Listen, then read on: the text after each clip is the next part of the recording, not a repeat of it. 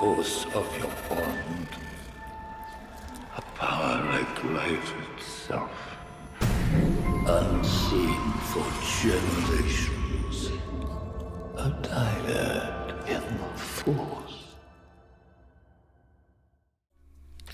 Monsters, welcome to another episode of Dyad in the Force, episode 270, the one about Mandalorian and Grogu. Now, I see a lot of people in the chat saying they'll probably miss this. Don't worry, we're not going to no spoilers. spoil anything, but we are going to speak in ambiguous ideas.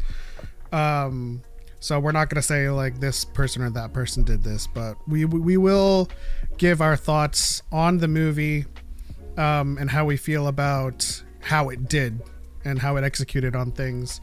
We're joined by Cubcos, who jumped in on minute 0, so we appreciate you calling in.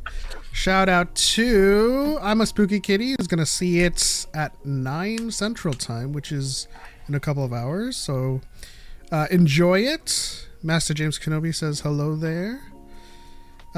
Kenny says just here to have a fantastic live. Everyone, I'm seeing the movie tomorrow with the family, 4D IMAX. That's the way to go. We saw it in we established a new movie spot for us. Some really, really nice recliners, nice and chill theater.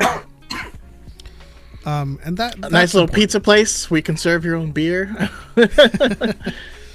Let's see. Shout out to Batosai. Hey guys, Choco, what a style to go to the movies. Oh yeah, that's right. You guys saw our vlog. Oh yeah, I just watched that video this morning. Choco had that grip on. It's funny because like that's how I'm dressed most days, most of the time. You'll see it. You'll see it in our vlog. I was like, is that Choco? Because I thought it was like some like security guard. I was like, well, at one point I was like, is that Pep? It turned out to be a lesbian. Same thing. Shout out to Spooky says, fingers crossed Natalie Portman's midriff makes a cameo. No comment. Smart guy says, let's Grogu. Greetings, exalted ones. How's it going, Goob? Saw it 7 p.m. Thursday wearing a full Mando onesie, says Smart guy. Nice. That's awesome. Respect. Master James Kenobi says, saw it 2 days ago with my wife and kids. Really enjoyed it, and so did the kids. Awesome.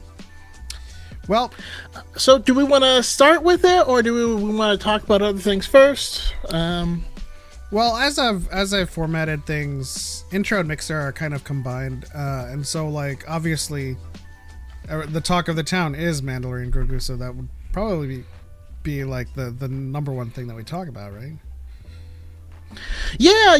I just I was curious because I've been seeing, and it was Harry that first kind of pointed it out, because I haven't been paying attention to the scene, but I was curious to get your thoughts on. There's been a lot of weird hate or speculation or thing that kind of started with the appearance of Pedro Pascal at Galaxy's Edge, in front of fans, and the fans that he appeared in front of were, a lot of the creators who often, get invited to Disney-related things. I was curious what people thought was about that. But always they're still fans. I think they're still fans. It still tracks. Like, yeah, people get invited to stuff doesn't mean that they're not fans. I only saw that controversy this morning, and I was like, I'm sorry, this is such a nothing burger of a thing. Like,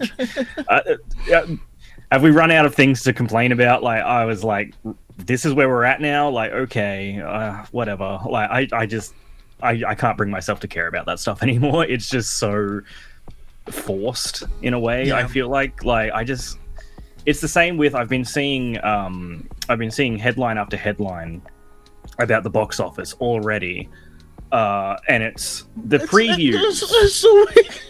We haven't even got Already? like the full weekend. It was just the previews, and the previews usually means the first night, like your Thursday night screenings, your Wednesday midnight or whatever. And they're like, oh, it's lower than Solo, everyone. It's lower than Solo. Like the entire film is tracking to do more than Solo, especially on a smaller budget than Solo. But they got to get those headlines out that it's performing worse. Like, and I'm just like, okay, I see what you're doing, and I'm not going to engage in this. Like, I mean, they've been doing it. I mean, this is business as usual for them. I mean, what was their biggest incorrect take? Was Superman wasn't gonna approach 500 million, and it did more than that. And I think it passed 600 million globally. Yeah, right? it was six something by the end of the run. Yeah. So they're not going to say anything if they're wrong. Like you said, they're just getting those headlines out there just to kind of rile people up and get as many rage bait clicks as possible, just so they could pay their rent. It's the exact same when the first tracking numbers came out, which I always point this out. The first tracking numbers for this movie came out before tickets went on sale. And it was 71 million was the tracking, and they were like, this is the lowest Star Wars ever. And I saw that from outlets, I saw that from TikTok creators. When the new tracking numbers came out at 90 to 100 million, not a single one of them updated their thoughts. Not a single one did a thing being like, oh, actually it's tracking higher now. Like, no, none, zero. Why would they? Yeah, exactly. I mean, to me, like the first, like, because I saw it as like a mainstream article that this was happening, and the source that was cited was Geeks and Gamers. and then I had to laugh, and I'm like, okay, that's actually what they mean, because there's a lot of people who are kind of these like right-wing social warrior grifters, and they get really bitter because they don't get the invites to things. And of course they don't get the invites to things because they hate everything. Why would anyone want them there? Star Wars theory. Excuse me. Yeah, like they have already decided that they weren't going to like it, and as Qui-Gon Jinn says, your focus determines your reality. You know, now if you are going to do, for anyone who doesn't know this, if you are going to do something with Lucasfilm, they actually have like an approved creators list. They can't just invite people, you know. It's not for like, you know, for everyone. They add to that list, you know. And for some of these situations, these are people who have, well, content creators are fans as well. And, you know, I've had the privilege to know a lot of these people who are going. Like, if you look at, you know, Gabe's Empire, like his collection predates content creation. You know what I mean? Just like mine and Pep's, like, lore knowledge. We know this stuff because we read all of these books, not ever planning to make videos, right? You know, like this stuff, the people who make content are creators, and sure, there is an argument that you can have over if some of those people, you feel like they've changed and their content has changed only to gain more views rather than to, you know, appreciate the love. But the people who are complaining are the ones who do that. You know what I mean? Yeah. And so, yeah, it's wild. Also, I got to see some creators who, like, who is it? Patience Stardust. She was like really coming on right when I was stopping to make content, and then I fell off completely. Seeing her, that made me so happy. There were so many new people that they invited that I'd never seen there before, which is really, really cool. Yeah. And then also, you know what? Do you not know what marketing is? Okay. When you are doing something special, especially with Lucasfilm, they will usually like invite people to Disneyland, right? Same company. They just let you in. It doesn't cost them any money, which is awesome.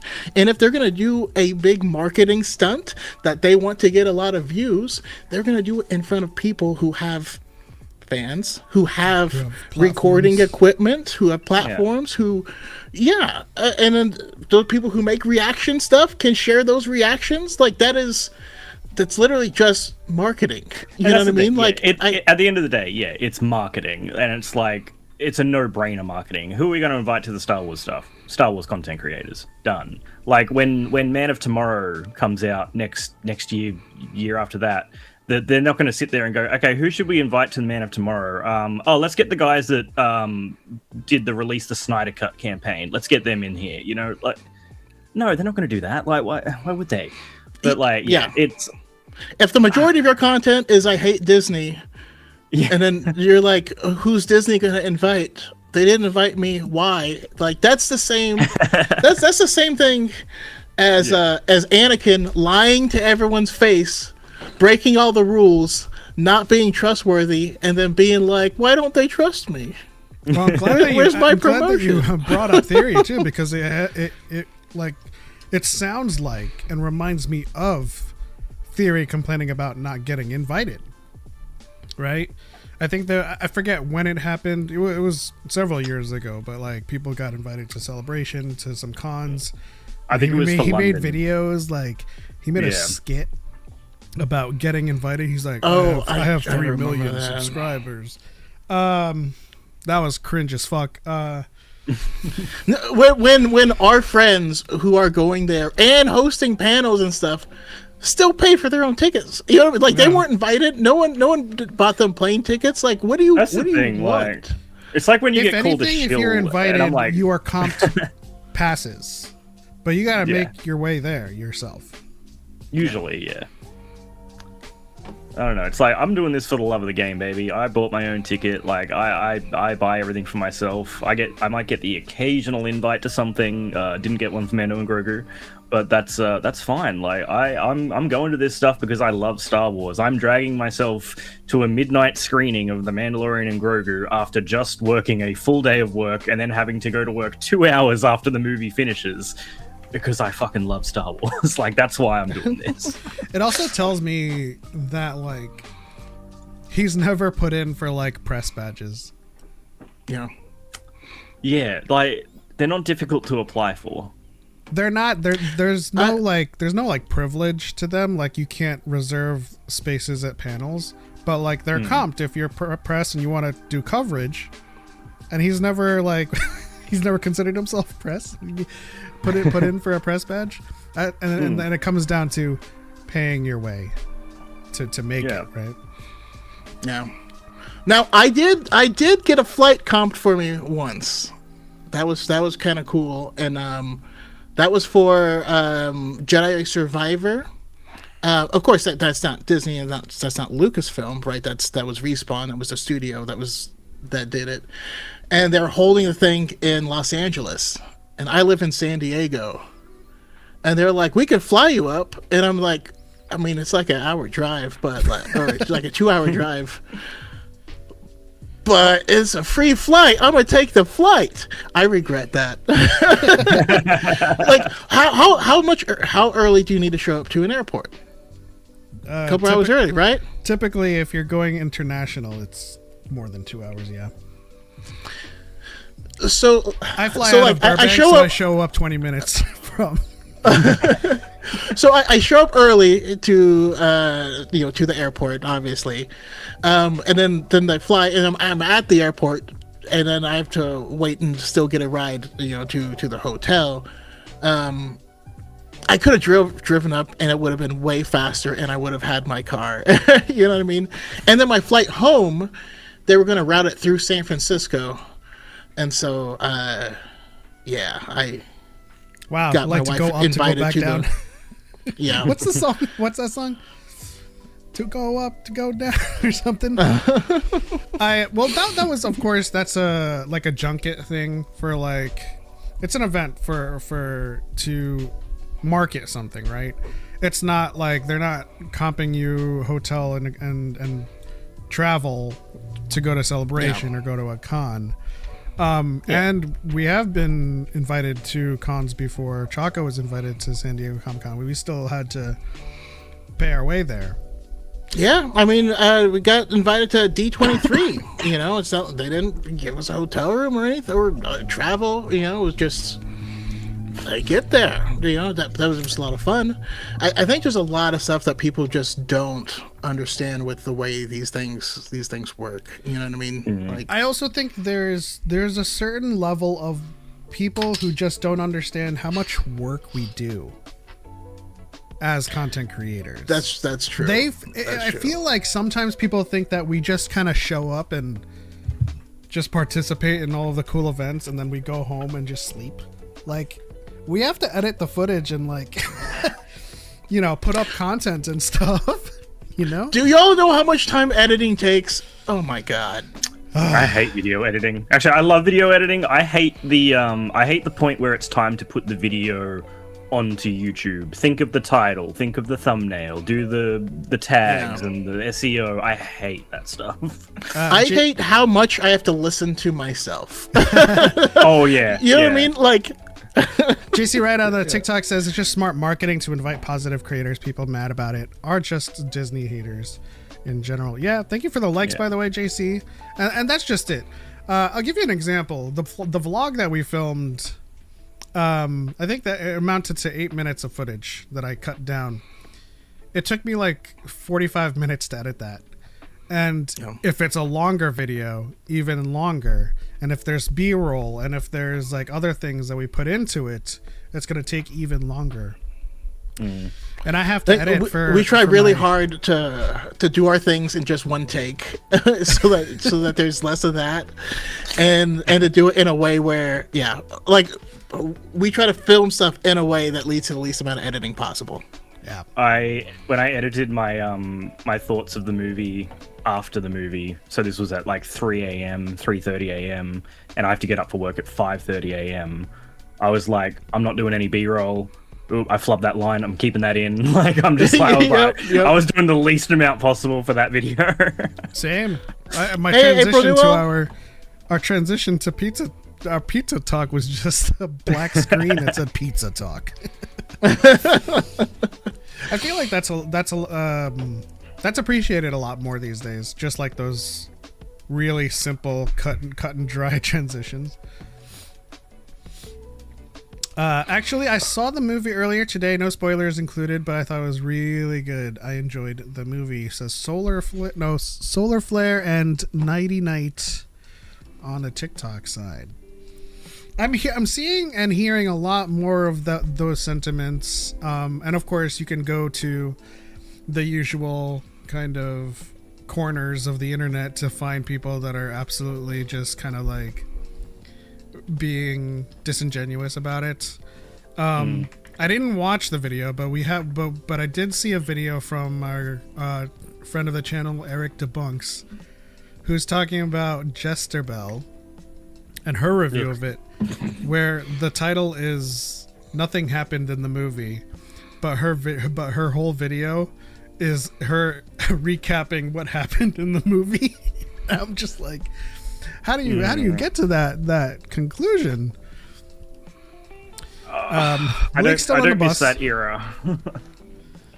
X-Core says, just drop by to leave a like and say hi. Can't stay. Haven't seen it yet. We're not talking spoilers, X-Core, so you're free to, unless you're sensitive to priming, which is just us kind of talking about ideas and stuff.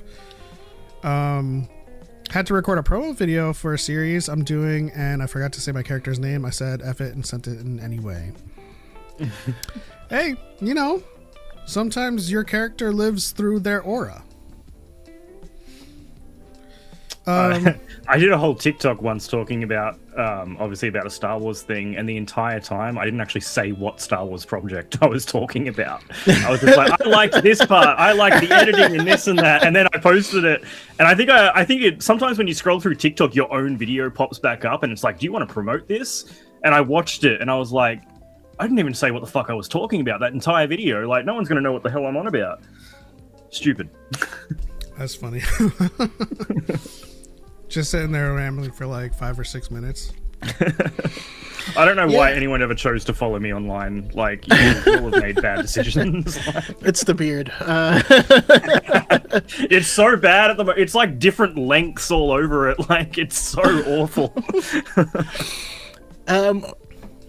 it also kind of makes me think of there's a video that our friend Amanda Just Vibin made, like, I don't know, a week ago, 2 weeks ago. Who am I kidding? I haven't been on TikTok regularly for a long time. It could have been 6 months ago, for all I know. But she was talking about it in the context of Avatar: The Last Airbender, but she was talking about how it feels like a lot of people review things as if they are a vegetarian reviewing a meat restaurant, you know, and you're like, of course you didn't like it. Why would you like it? Why would you review it? What is the point?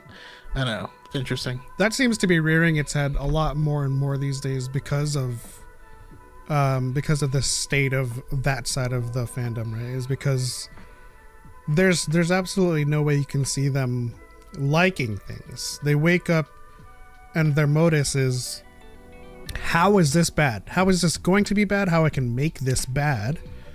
Make a video out of it, or 6 videos. Mm-hmm.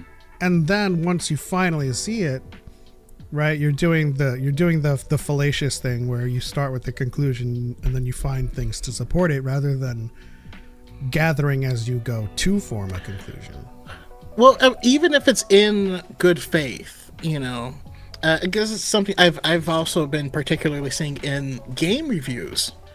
Is you're a content creator who only plays Call of Duty, then that's all your content. You only do first-person shooters, and then like, you know, a really slow like JRPG comes out, and then you're like, I hated it. It was so slow and boring. This sucks. And people are like, well, yeah, you didn't like it. Like, you aren't going to like it. It's not for you. What I want is someone who enjoys this general type of content, who maybe plays a lot of RPGs, to play the game and then say what's good about it in terms of RPGs or in terms of JRPGs. That's the type of review we should be having, not, you know. I think that happened. Yeah. Didn't that happen with Shroud? He was like he was reviewing. Oh yeah, Shroud was reviewing Claire Obscure. Oh, but that's he is right. like an FPS guy. Yeah. He was like, I don't get this. Like, I don't get why people like this. He was annoyed that Claire Obscure was getting more awards buzz than that extraction shooter, which I've forgotten the name of. Oh, Fortnite? No. The one where you fight the robots. Yeah, that one. I want to call it Outsiders, but it's not it. Arc Raiders. Arc Raiders, yes. Yeah. He was annoyed that it was getting more buzz than Arc Raiders. Well, I mean, in the same thing recently, you know, Crimson Desert came out, and then IGN reviewed it, gave it like a 7 out of 10. It was a 6, Choco. It was a 6. How dare they give it a 6? And then I'm like, first of all, I love that game. That game is made specifically for my ADHD. It is 100% perfect for that. Listen, I went up just to climb a mountain, and then I found a puzzle, and then there was a boss behind it, and I turned around, and there was a separate cave, and then there was another puzzle, and then I found a bunch of like giant monsters, and then I got put to sleep, and I woke up after having been kidnapped by some enemy group, and this was like 20 minutes of gameplay, and I'm like, oh, I don't know what's happening, but I like it. But it's a game that just tosses you in there. Like, it is as shallow or as deep as you want it to be in all aspects, and it doesn't tell you any of the stuff. So like, yeah, I can imagine how a random person who played it for like 5 hours wouldn't be in love with it. And 7 out of 10 isn't even bad. I literally had a TikTok this week talking about people have forgotten what a review score is for something. It was on Reddit. There was people putting up all the IMDb scores of all the Star Wars TV shows. And Skeleton Crew was like average 7.5 across the board, across every episode. And people were like, oh my god, everyone hated Skeleton Crew. Skeleton Crew did so poorly. We did this wrong. And I'm like, when the hell did 7 out of 10 become a bad score? We lost the plot. That's the thing. It's like, it's absolutely insane. And same with like video games. Like Mixtape was the big one recently. Yep. I played that game. I loved it. I had an absolute blast with that game because I got what they were trying to do. You have to meet the project on what it's trying to do. If I'm going into Mixtape with the mentality of a Call of Duty player, yeah, I ain't going to be getting what they're doing, you know? But like, if you meet the game or the movie, the TV show on what it is setting out to do, you're going to have a very different experience than just going into it with the mindset of, okay, well, I need to compare it to this game. I need to compare it to this movie. I need to compare it to this... Or thinking way too hard on what people are reviewing it. Because I think Mixtape IGN gave a 10 out of 10. And then people were like, so you think it's a better game than Arc Raiders? You think it's a better game than Crimson Desert? And it's just like, that's not how that works. It's not how that works. Games are reviewed in a vacuum. It should be in a vacuum. They're reviewing that game. They're not reviewing it versus this thing, you know? Yeah. I also wish people would understand that, like, when IGN reviews something, it's a person. There's a team of people, yes, and this person will review these games, and that person will review those games. It's not the company itself. IGN rates it 7 out of 10. The articles of incorporation didn't slide out of a drawer from Nevada, where most people are incorporated. It's the Rotten Tomatoes thing. They're like, Rotten Tomatoes gave this movie a sit, and I'm like, no, they didn't. They aggregated the scores and they gave an average. Like, people need to learn how stuff works. 90 Night says, I don't think it works as a standalone movie where it features characters from the show, but still good. So we welcome discourse on this show, 90. If you want to elaborate on that further, without, of course, going into detail and spoiler territory, you're more than welcome to, because that's an interesting take. JC Wright says, not to get political. Isn't that a preface? But negative content is also how they backdoor kids into right-wing extremism. It's how they backdoor a lot of kids in general into like red pill and like a whole bunch of like misogynistic pipelines. It's dumb, but it's a real issue, right? And I will criticize, you know, our side for the most part in kind of over policing everyone's activism, right? Sometimes your activism isn't good Travis enough. Mitchell super chatted 4.99 ramens. Good afternoon, guys. Just left the movie. Has its problems, but I enjoyed it. Hey, thank you, Travis, for the $5 ramen drop. Certainly Glad you appreciated it. And I mean, I feel like that's a good segue to kind of give our overall thoughts. What do you guys think walking out? What did you think walking in and versus walking out? Well, let me finish my thought first. Oh, my bad. No, I was just gonna quickly talk about like how our side kind of like comes down on people too harshly and jumps the gun. You know what I mean? Yeah, in this case, like if we're gonna talk about like disenfranchised and disillusioned young men, it's because like they've been pushed to that side. Not all the time, but like, you know, we have some onus, you know. Because I've been I'm not gonna name names, but I've been privately admonished for not being as activism as they are, and I'm like, I'm happy for you, but I'm not an activist channel. I have as well. I've had people say, why aren't you talking about this, that, or the other? And I have made donations to certain charities that are helping out with the we'll call it the genocide in Gaza. Because I didn't post about it, it didn't count, apparently. Well, case in point, and this is relevant because we posted that we were going to Star Wars Celebration and asked people to comment if you're going so that we can help with support and, you know, get people tips if you're new. And someone commented, so you're supporting ICE. Like my shirt is literally like this. Yeah. I've protested in person in Pasadena. I've donated.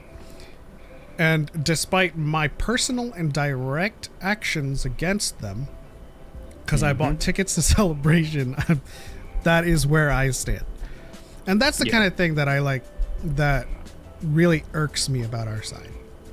Yeah. Well, I mean, we were participated in a video where we were asked to, like, hey, say these lines and it'll be like Star Wars is for everyone, and then got really lambasted, and I get the complaints, and they were valid, but the way that it went and the way that some people were really like pursued from it, not to mention the way like a bunch of weird like right-wing channels also tried to co-opt this, as in, see, you know, this is why this is better.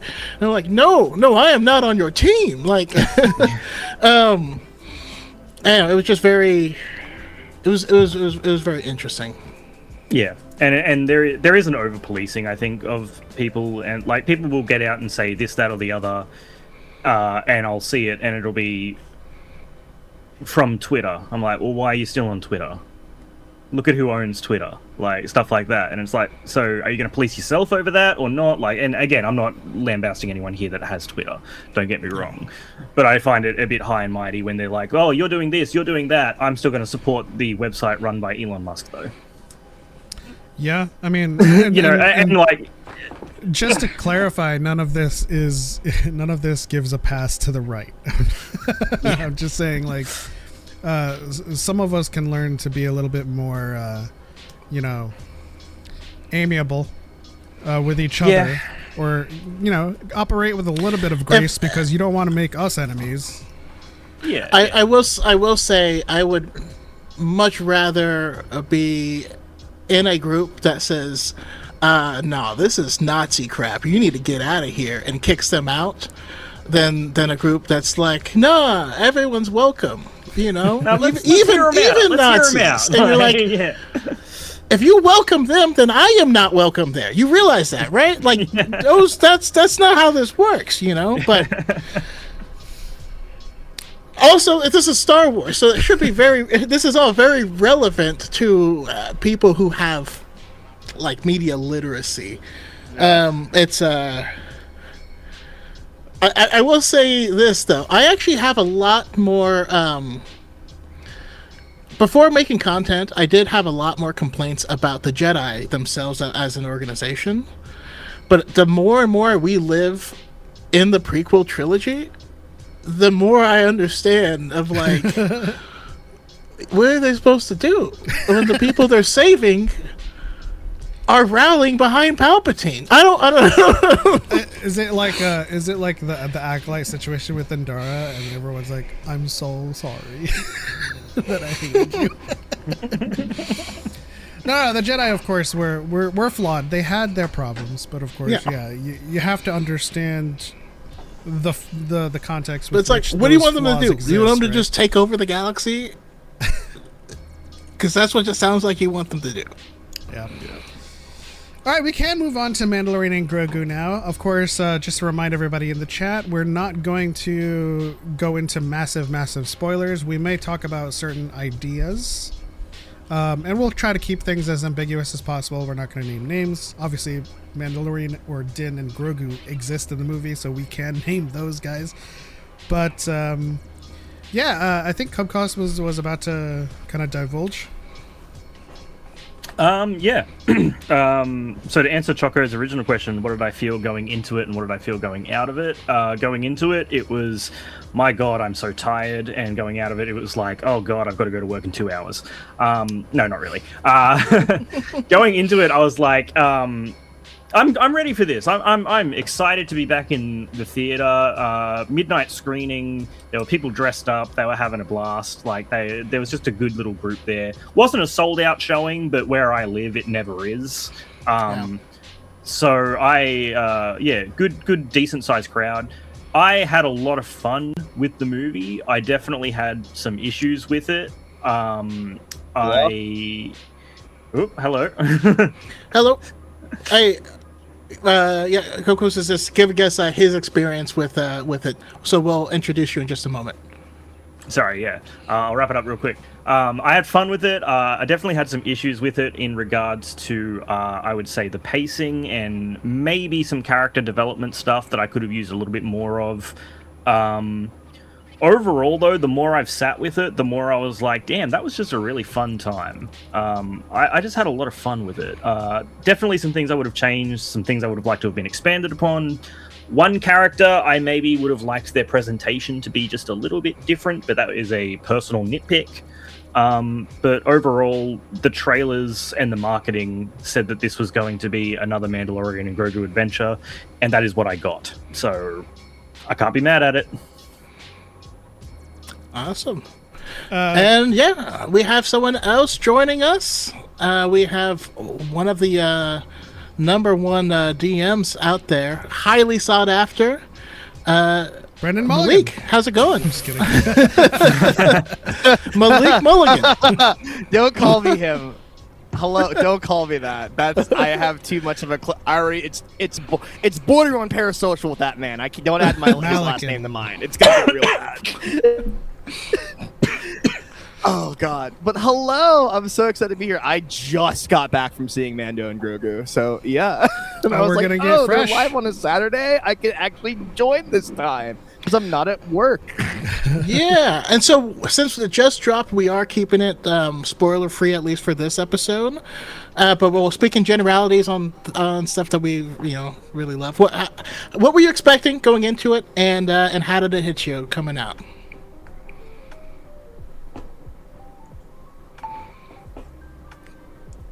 That was you, Malik. Oh, coming out, I loved it. I liked it a lot more than I thought I would. Oh, but it's to me. Sorry, it's coming through very delayed. I liked it a lot more than I thought I would like it. I thought I wasn't really too hyped for it, but then I left. I was like, I had a lot more fun than I thought I was gonna have when I watched that. Yeah. Nice. JC Right Dad says easily top 3 theater viewing experiences for me. Super fun. Felt like Star Wars. And that's something that I often see people forget as well when it comes to their experience with the movie, right? Our theater experience, like, everyone was laughing, everyone was reacting to all of the cute moments, and all of the jokes were landing, and I feel like, generally speaking, our theater loved the movie. Like, no, I didn't. Yeah. I didn't hear any visible sighs or oh my god, like, obviously these guys, these people are general audience moviegoers. They're not like chuds or anything, so yeah, they're going to express themselves authentically, and I think theater viewing experience and like the energy you get from others in the theater also lends to the experience. Yeah, actually, my theater, like, again, midnight screening, most people were quite reserved. There was maybe 60, 70 people in the theater. Everyone's tired, so there was definitely some laughing and that, but it was probably a lot more subdued. There was a gentleman sitting 2 rows behind me that was having the absolute time of his life. He was laughing, he was like clapping, he was having a blast. And at one point I was like, let's gotta get a look at this guy. And I like turned around. This was like a 70-year-old man. And he was having the best time. And I was like, hell yeah, man.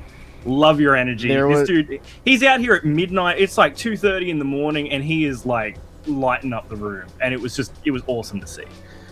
We had one scene where someone tried to get an applause to start, but like no one did. But like kudos to the guy because he committed to the clap. He went, you know what? Woo! Yeah! And everyone just laughed at him.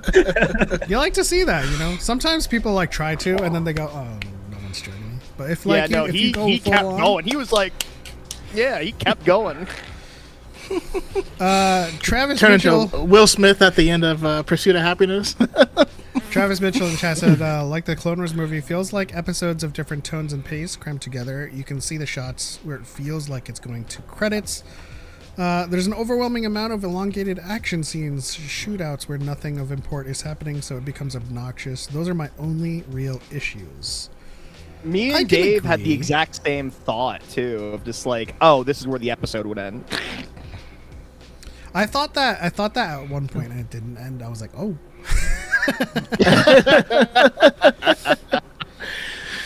Yeah. So for me though, I have to say honestly, for me it didn't feel like a longer episode of the TV show. It did feel like a movie, but there were spots where you're like, if you were going to end this, it would be here.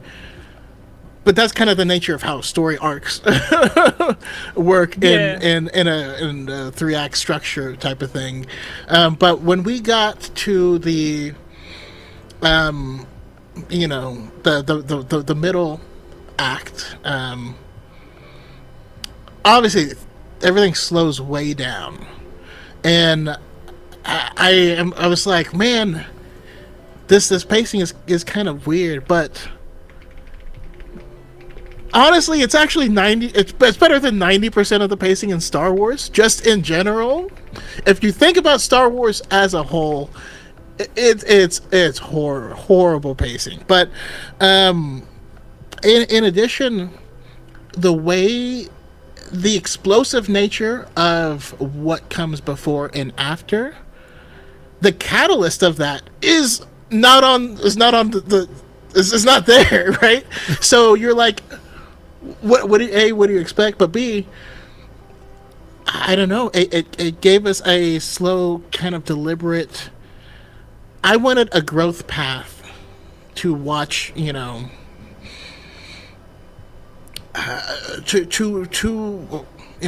really wanted to see Grogu step up in a way that made sense for his character, and that made sense for the story, and that would have ramifications for everything going forward. And I feel like I got exactly that to the T. That's just my feeling.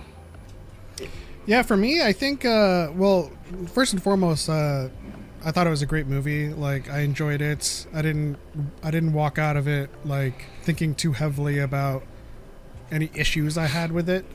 It was actually the first movie that I saw where I was completely wrong about everything, and I was okay with it. Like, you know how a couple of weeks ago when we were talking about like the speculation of where it's going to start and how this or that's going to happen, completely wrong. And I was just enjoying it like as they were telling the story. And I think my favorite funny story. My con spoiled something in the movie for me before the movie came out, because my con announced an actor and then spoiled that actor's role in the movie, and I'm like, wait, I don't remember this, and I'm like, oh, great, I guess I know this now. Yeah, so the highlight for me in this movie, and I'll try to speak in generalities, the highlight in this movie for me, obviously, is Grogu. And there's obviously a large section of the movie where Grogu is the feature. And I don't think I'm spoiling anybody when I say that. And it's such a breath of fresh air how they handle that. And I turned to Choco when it happened too, and I was like, yo, he's not doing this anymore, right? And I think Choco knows what I'm talking about. Like, there's a clear distinction between, you know, how Grogu starts and how Grogu ends, and I absolutely loved that progression with the little guy. So, I mean, does anybody have any highlights that they can speak generally to? I think just like the technicality of the film, and just like, oh, like this is like a movie, like there's a certain character where it goes like first person POV, and I'm like, oh, that's really cool. Like, you wouldn't be able to get that in like the TV show. Like a lot of stuff like that, like a lot of more like interesting choices on how to film. It just felt like a massive spectacle as opposed to the show. I'm like, oh, like this, they got like movie budget here. Like, oh, like the action sequence at the start. I'm like, wow. Also, like my other big one, Rada. He was like my favorite character. Oh, absolutely. Yeah. Absolutely. I remember watching the first trailer and thinking to myself, this looks kind of cheap. You know, like this looks like a one of the B episodes. You know, where they're saving their money for the next episode or something like that. And I was very wrong about that on the big screen. And then one of the things I think this movie did perfectly is I honestly feel like it was perfectly contained within itself and in the context of The Mandalorian specifically. So if this was the first thing in Star Wars you had ever watched, you wouldn't be lost at any point of it. It's a good entry point. Yeah, they didn't reference. Yeah, of course they referenced things that happened elsewhere, but everything that happened in the film, at least the film gave it enough context that you would understand it and be able to move forward. You know, obviously Embo, my dude, was being a badass. But we don't. But if this is the first time you've seen Embo, it doesn't matter. You know what I mean? Like that wouldn't take away from or anything. You know, obviously we got Rada, we got Little Stinky, but there's nothing like reference that would mean you have to go watch the Clone Wars movie before you go see this. You know, if you watch and paid really close attention in The Mandalorian, we saw a meeting between these warlords, and if you watched that, you would know certain things about the film before anyone else did. But that wasn't important to it. You know what I mean? Like I feel like they did a really good job of not throwing something in that, like, unless the storytelling was very you had to insular. know. Including the fact whenever we did get something that was referencing something old, it didn't do it in the weird, grandiose way that it sometimes does. My mind goes to when C-3PO walks into the courtroom in Ahsoka. Like, the camera angle changes, and it's like a hero shot, and it's like, hey, remember me? Hey, guys, look at this. Hey, it's a reference. You get it? You get that's a reference? You know? Rise of Skywalker has a weird moment where when you find out that Chewie didn't die, it gives all this triumphant music, but he's like in shackles on a ship, and you're like, this is weird. But so there's none of that. Yeah. Dave says, what podcast is this? Is it on Spotify? It is on Spotify, although it's not up to date on Spotify. Your best bet is to follow us on YouTube. But what podcast is this, Choco? Give them the elevator pitch. Dyad and the Force, come watch us. We are two massive Star Wars fans, both legends and canon. We read a lot. Most of the books, we're not all currently caught up. But the point is, we're Star Wars fans who actually enjoy Star Wars, and we want to promote healthy conversation and discourse. My favorite thing might not be your favorite thing, We were doing collective movie rankings, and then we had someone on. Their movie rankings tanked my favorite movie, you bastard! But that's okay. So yeah, come along with us. Speaking of which, since you're on the show, Malik, I'm going to need your ranking. So go ahead and message it to me on Discord. Oh, no? Okay. Is it just Skywalker Saga or like all of them? You should have 11 movies. Well, 12 now, including The Mandalorian. But if it's too soon, yeah. I need to see this again. It's before definitely I too rank. soon for me. Yeah. Okay. I can make So just do 11, the 11 movies. So no Clone Wars film. I can do a ballpark of where I'll put Mando and Grogu. Like, I have a rough estimate of where I might place it. All right, let's catch up with the chat. Alex Letzio, how's it going? Alex says, I can vouch I was at the movie with 3 people who couldn't have possibly named Embo. They did not miss a thing. He was just a cool bounty hunter. They said he movie was so great. Cool. Whatever hate it gets will be met with the fattest grain of salt possible. Hopefully. We can only hope, right? We and if you're still wondering what podcast this is, our response to that is just kick rocks. Like, for real. Like, if you don't like the movie, that's great. If you enjoy the movie, that's also great. But like, the chud space is gonna chud, and we'd rather they kick rocks with no shoes on. Yeah. So, welcome to Don't Be a Dick, the podcast. Real Off says, I didn't love it, but it had some cool stuff, and it seemed like the crowd enjoyed it too. See, that's the thing I was talking about earlier. I was like, how did the crowd react when you were watching it? Like, was everybody having fun? And that's like the number one thing. Despite how minuscule or large your issues will be with a certain movie, did you have fun?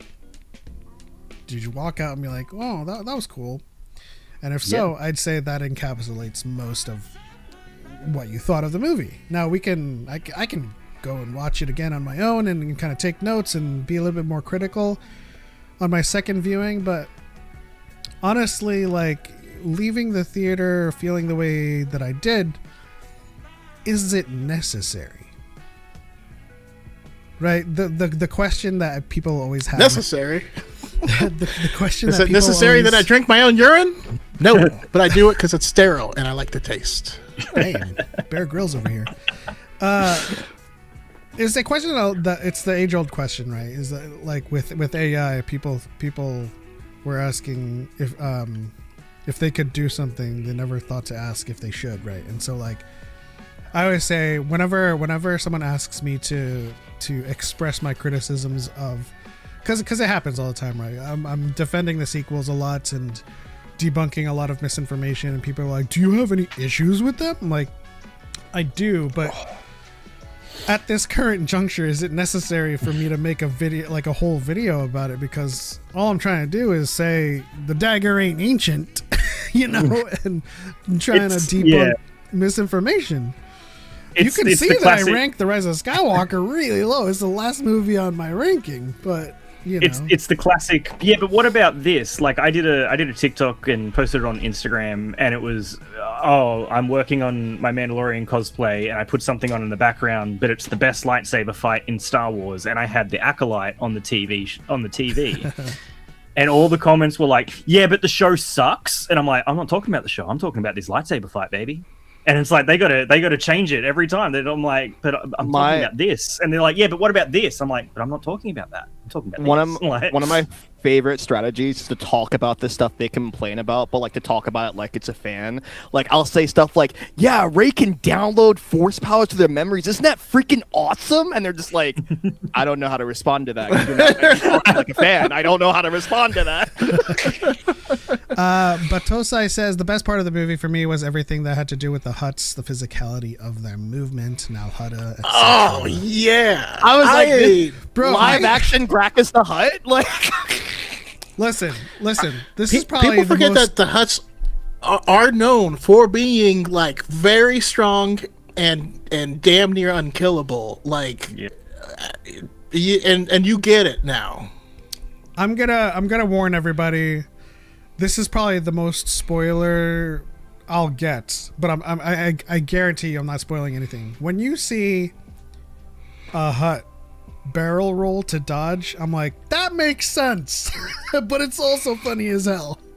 Yeah. Hey, you've been playing Elden Ring, So if I may be a slight spoiler, my favorite one was the Hutt just flopping on someone and hearing the and I'm like, oh yeah. I think that was my favorite action sequence in the movie, the gladiator arena fight. It's in the trailer, so I don't think I'm spoiling anything there. Nah, no. But bringing in all the Jarek creatures, that was fucking awesome. I loved that part. Like, I just thought that was one of the most fun sequences. Along with the opening sequence, I loved the snow planet stuff. I thought that was great. I really dug a lot of the action in this movie, especially it's kind of a not as awesome as the other fights in that, but the part where Mando takes on the two big droids outside somewhere, but those two droids are animated through stop motion through Phil Tippett's studio, and just love seeing all the different artistry that came together in this movie. I thought was really, really great. Well, I mean, this is something that they've always focused on with the Mandalorian, because there's all this modern filmmaking techniques, but they still want it to feel like Star Wars. So, you know, when you hop into a walker, they still animate the walker the same way that they were animated in the past. You know, in season 1, the blurgs were. I think the blurgs were done with like digital stop motion, but it kept that kind of jank maneuvering that we love so much in Star Wars. Yeah, and yeah, I even said that this during the movie to Choco. Everything to do with like the puppetry, and everyone in the chat has been talking about this as well. It had a certain Dark Crystal like vibe to it that I was like vibing with. I was like, yo. Like, especially Grogu, like, you expect a puppet like that to just be, like, flat-bottomed, and then, like, the only thing that they could do is just kind of do this on screen. But, like, Grogu's doing a lot in this movie, and it just feels charming. Like, it has that, like, puppetry charm to it. There was something very complete about like the original baby version of a character, because we had Baby Yoda meet Baby Jabba the Hutt, and like having those characters come and like meet each other, and like something just feels very complete about that. And god, there's something so very just tragic with with Rada. I love him. I just want to give him a hug. Also, I sent the ranking over, Choco. Yep, I saw it, and I won't add it.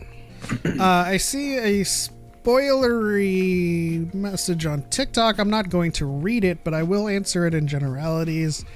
Game of Thrones. Let's see here. Cypher says, little long, so read if you'd like as a topic. Okay. My opinion on it is the only thing separating episodic versus movie acts is a narrative momentum. One thing they could have done is emphasize the Hutts. Just trying to make sure it's not spoilery.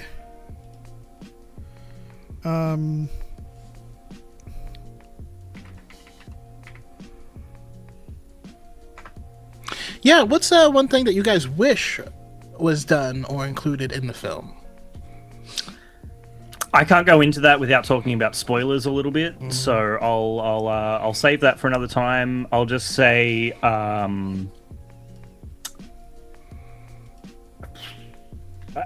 You know what? I just won't say anything.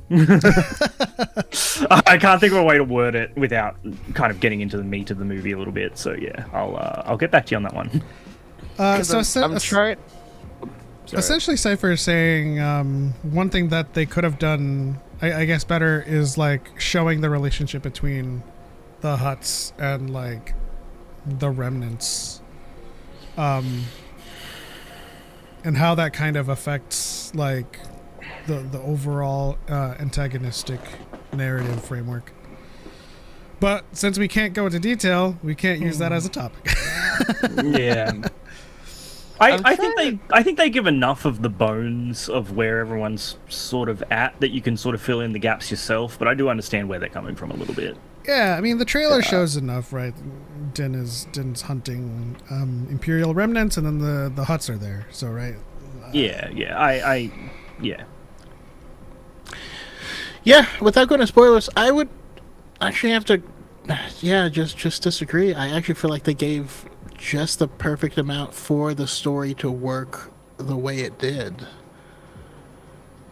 For, to believe something was sincere when it really wasn't. I think if you knew more, then it would become obvious.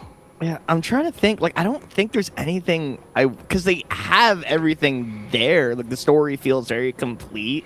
I don't know what I would want to have to add besides, like, I don't know, like the mega nerd in me was like, oh man, how cool if it's like, hello Din, I'm Dr. Afra and I'm here to help you. Or like, hi, I'm Kay Vess and I'm here to help you. Like, I don't know, like that's like the nerd in me who really wants like more Cameo Fest, but I'm like, otherwise it's a complete story. Like, I don't think there's anything else there's one thing I didn't like. I guess it's not spoiler because it's in the trailer. I don't like just new Razor Crest. I don't like new Razor Crest. Same. We didn't need a new Razor Crest. Like, I like the Starfighter. Okay. Well, I mean, I wasn't. I guess that's where I will differ from you, because I mean I do like the Starfighter. I just don't think the Starfighter is practical for a bounty hunter. For someone who's shove him these in like missions. this guy be like a bottom trunk compartment. Just shove him in there. Like when they first got it, I thought he was going to in the little bubble part. I thought he would just like put people's heads back there. But what I would have done, I feel like getting the exact same model ship, and then calling it the Razor Crest is it kind of cheapens the sacrifice of it. And I feel like if they had found a similarly aged ship, and that was just like, it was still old enough so that it didn't have the transponders for the Empire, and then that's the ship that they gave him, and then you can be like, okay, well, this is his new ship. He still misses the Razor Crest. Maybe he names that the Razor Crest 2 or something.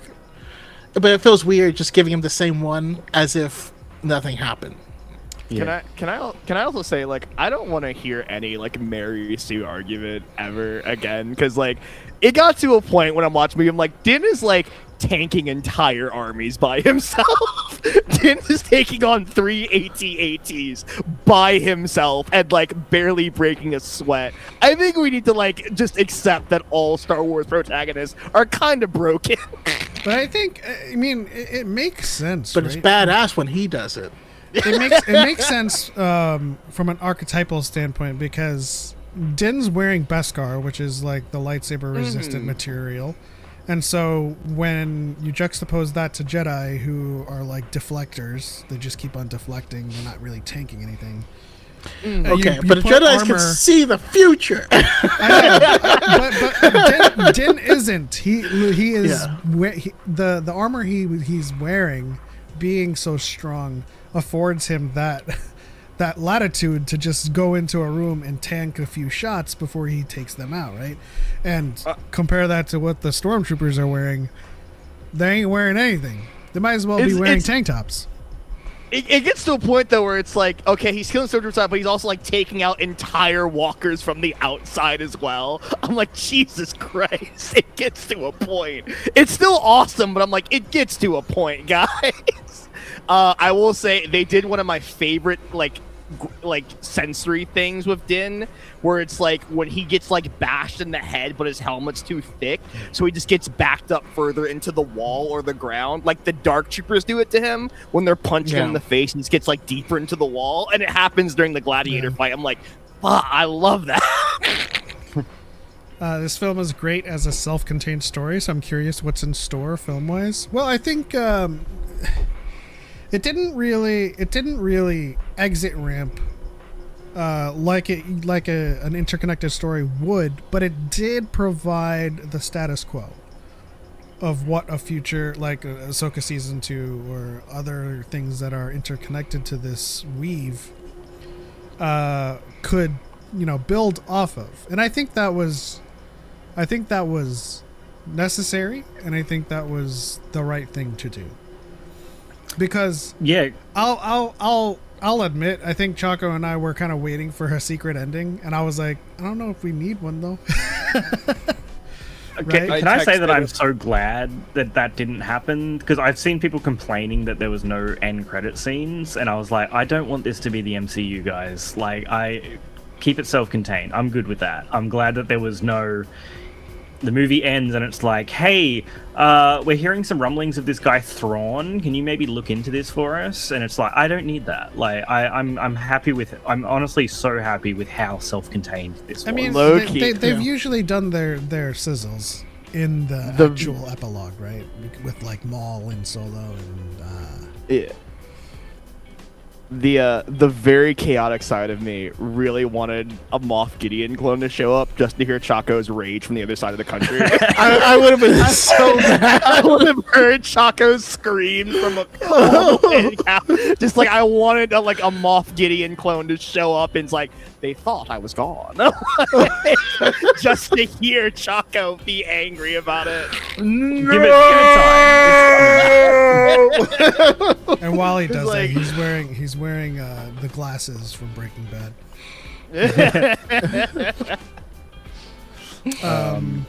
JC says. I will say. Go ahead. Sorry, go ahead. Oh, I was gonna say. Talking about things that we're glad the movie did or didn't do. I don't think this is a spoiler. No gratuitous cameos, which is fantastic to me. The only ones that you get are the very standard ones that you'll see around the Adelphi base, which we've had in the shows. I swear and to seeing God. those characters pop up again is great. Like, I love those guys.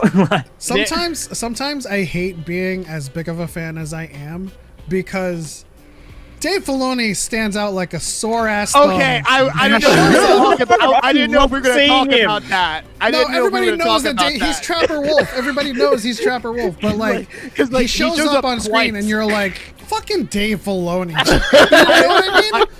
I hate it because I was the it. only person in my theater who reacted to seeing Dave on screen, and I was like, God dang it, Dave, why are you making me look like a nerd? I was like, hey, there's just a table full of directors. That's weird. That's what I think cameos should be. I think that's what it should be. Like seeing Rick McCallum and George Lucas at the end of Phantom Menace, and in this movie, I don't think it's a spoiler to say that, you see Dave Filoni, you see Rick Famuyiwa, you see Deborah Chow, you see Lee Isaac Chung, who is one of the directors of Skeleton Crew episode, and he has also done Mandalorian, and also Doug Chang is in there as well. Yeah. And I was like, those are the things that I want to see. That's a cameo. I still kick myself for not introducing myself to Doug Chang. But they're not cameos, right? They're not characters. No. But I director cameo, you can call it, because there's different levels of cameos. Yeah, because I would Stan say Lee, those are director cameos. Yeah, like Stan Lee, he cameos. Like that's a cameo. Stan Lee's a watcher. I'm just kidding. Well, because I think people forgot what the word cameo means. A watcher informant. TikTok ruined the word cameo. Cameo got warped into meaning character we've seen before. Yeah. And that's not what it was. If a character is coming in, because I've heard people try and call Rotta and Embo cameos in this movie, and I'm like, that's not what that is. Dave says, I'm not gonna blame him though. I would do the same thing. I've done the same thing. I used to work for Lord of the Rings Online, and I put New Beta, John Marshall, and the Lord of the Rings creators in as NPCs. You won't see their name. Incredible. Like I didn't name them New Beta, but they chose their own names. So they do have NPCs in the game now. But that's kind of me kind of playing with things like Dave Filoni is with, I don't know. The shot they chose of him just felt like, God, Dave. It's so the camera cuts to him, and he's the only one in frame, and it's just Dave Filoni at a bar the Mando's here. I thought they were cutting to the Star Wars show interview. It's it does a part of the show. It does feel like that was shot later or just separately, and they're without everyone else there. Now, would Embo I love that stuff. I love that stuff. I don't think so. He's cameo, just a person. no. He's just a character a person who lives there. The plot. Oh, you said Embo or who? Embo. Oh yeah, no. The plot. The story literally progresses with him being there. Yeah. If someone is coming in and actively influencing the plot and stuff like that, that's not a cameo. To that end, Charles Olson asks on the TikTok side, "What did you think of the Zeb cameo?" That's not a cameo. Not cameo. So Zeb was a cameo in Mando season 3. In season 3, yes, that's a cameo. He pops in at the bar. He's like, "Hey, how's it going?" And then he leaves, and that's it. Also, and everyone was like, "He looks way too good. He's gonna be in something else." I was waiting for him to say, "Thanks. I gotta go have hot gay sex with my husband, Callus." After that. I think that was on my bingo card, actually. Spooky Kitty says, "Guys, I'm in a steakhouse right now, and I'm about to have filet mignon for the first time. I'm not bragging. Okay, I'm bragging. Hell yeah. For the first time? Enjoy it. Enjoy. I'm not a fan of filet mignon. It's too lean for me. Did I just send everybody? No, to each. I'm a ribeye guy. You feel like a ribeye cap guy. Yeah. Enjoy. I hope you enjoy it. And no, I was just thinking of my mother-in-law when she first tried it. She was like, "Yeah, but I wanted it well done, so I put it in the microwave." I was like, no. Travis Mitchell says, going off of that point, Mando is so invincible that you wonder how Mandalore fell in the first place. It's the same as a warrior culture that is, has really, really capable warriors, but a fleet shows up to wipe them out. Like, the Mandalorians were not at all pervasive in the galaxy. They controlled their own space. The Empire controlled the galaxy at that time. And so, like, showing any kind of reticence to bending the knee, I mean, if you look at Night of a Thousand Tears, there's no way Din's tanking that bombardment. So yeah, it was like, you can't fist fight orbital bombardment. I feel like that's the same through kind of all of Star Wars, though. It's like, well, how did the Empire to be so powerful? Their stormtroopers can't hit the side of a barn, How are the battle droids a threat when the Jedi cut through them like butter every time? Like, it falls back to that. It's a movie. It's a TV show. It falls back to how did Ki-Adi-Mundi die on that bridge? There was only 6 troopers behind him? Because he didn't expect it, Pep. He didn't expect it, so he was conflicted. He wasn't ready. All right, it wasn't fair. How did Coleman die?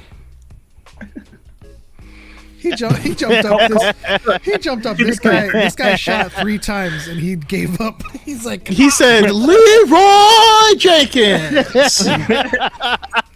That was a Jedi Council member too. Listen, they're not on the council for their battle sense. You know what I mean? You know that meme where it's like, I'm about to go fight someone, I'll post the video after, and then it's like, I got my ass beat, I'm not posting that. That was cool. Oh my god, I did that exact meme when I first played Star Wars Outlaws and you first go to Jabba's palace, and I was like, gonna call him a fat slug. He beat my ass. I ain't posting that.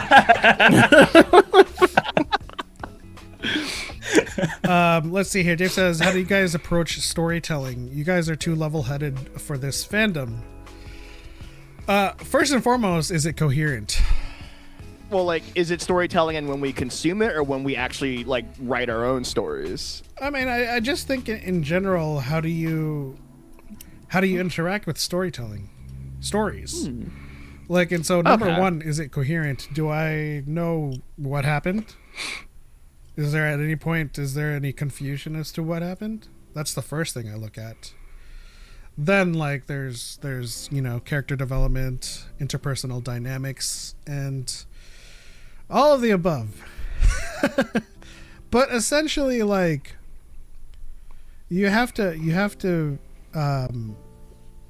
be mindful that you are not injecting your own storytelling onto someone else's storytelling.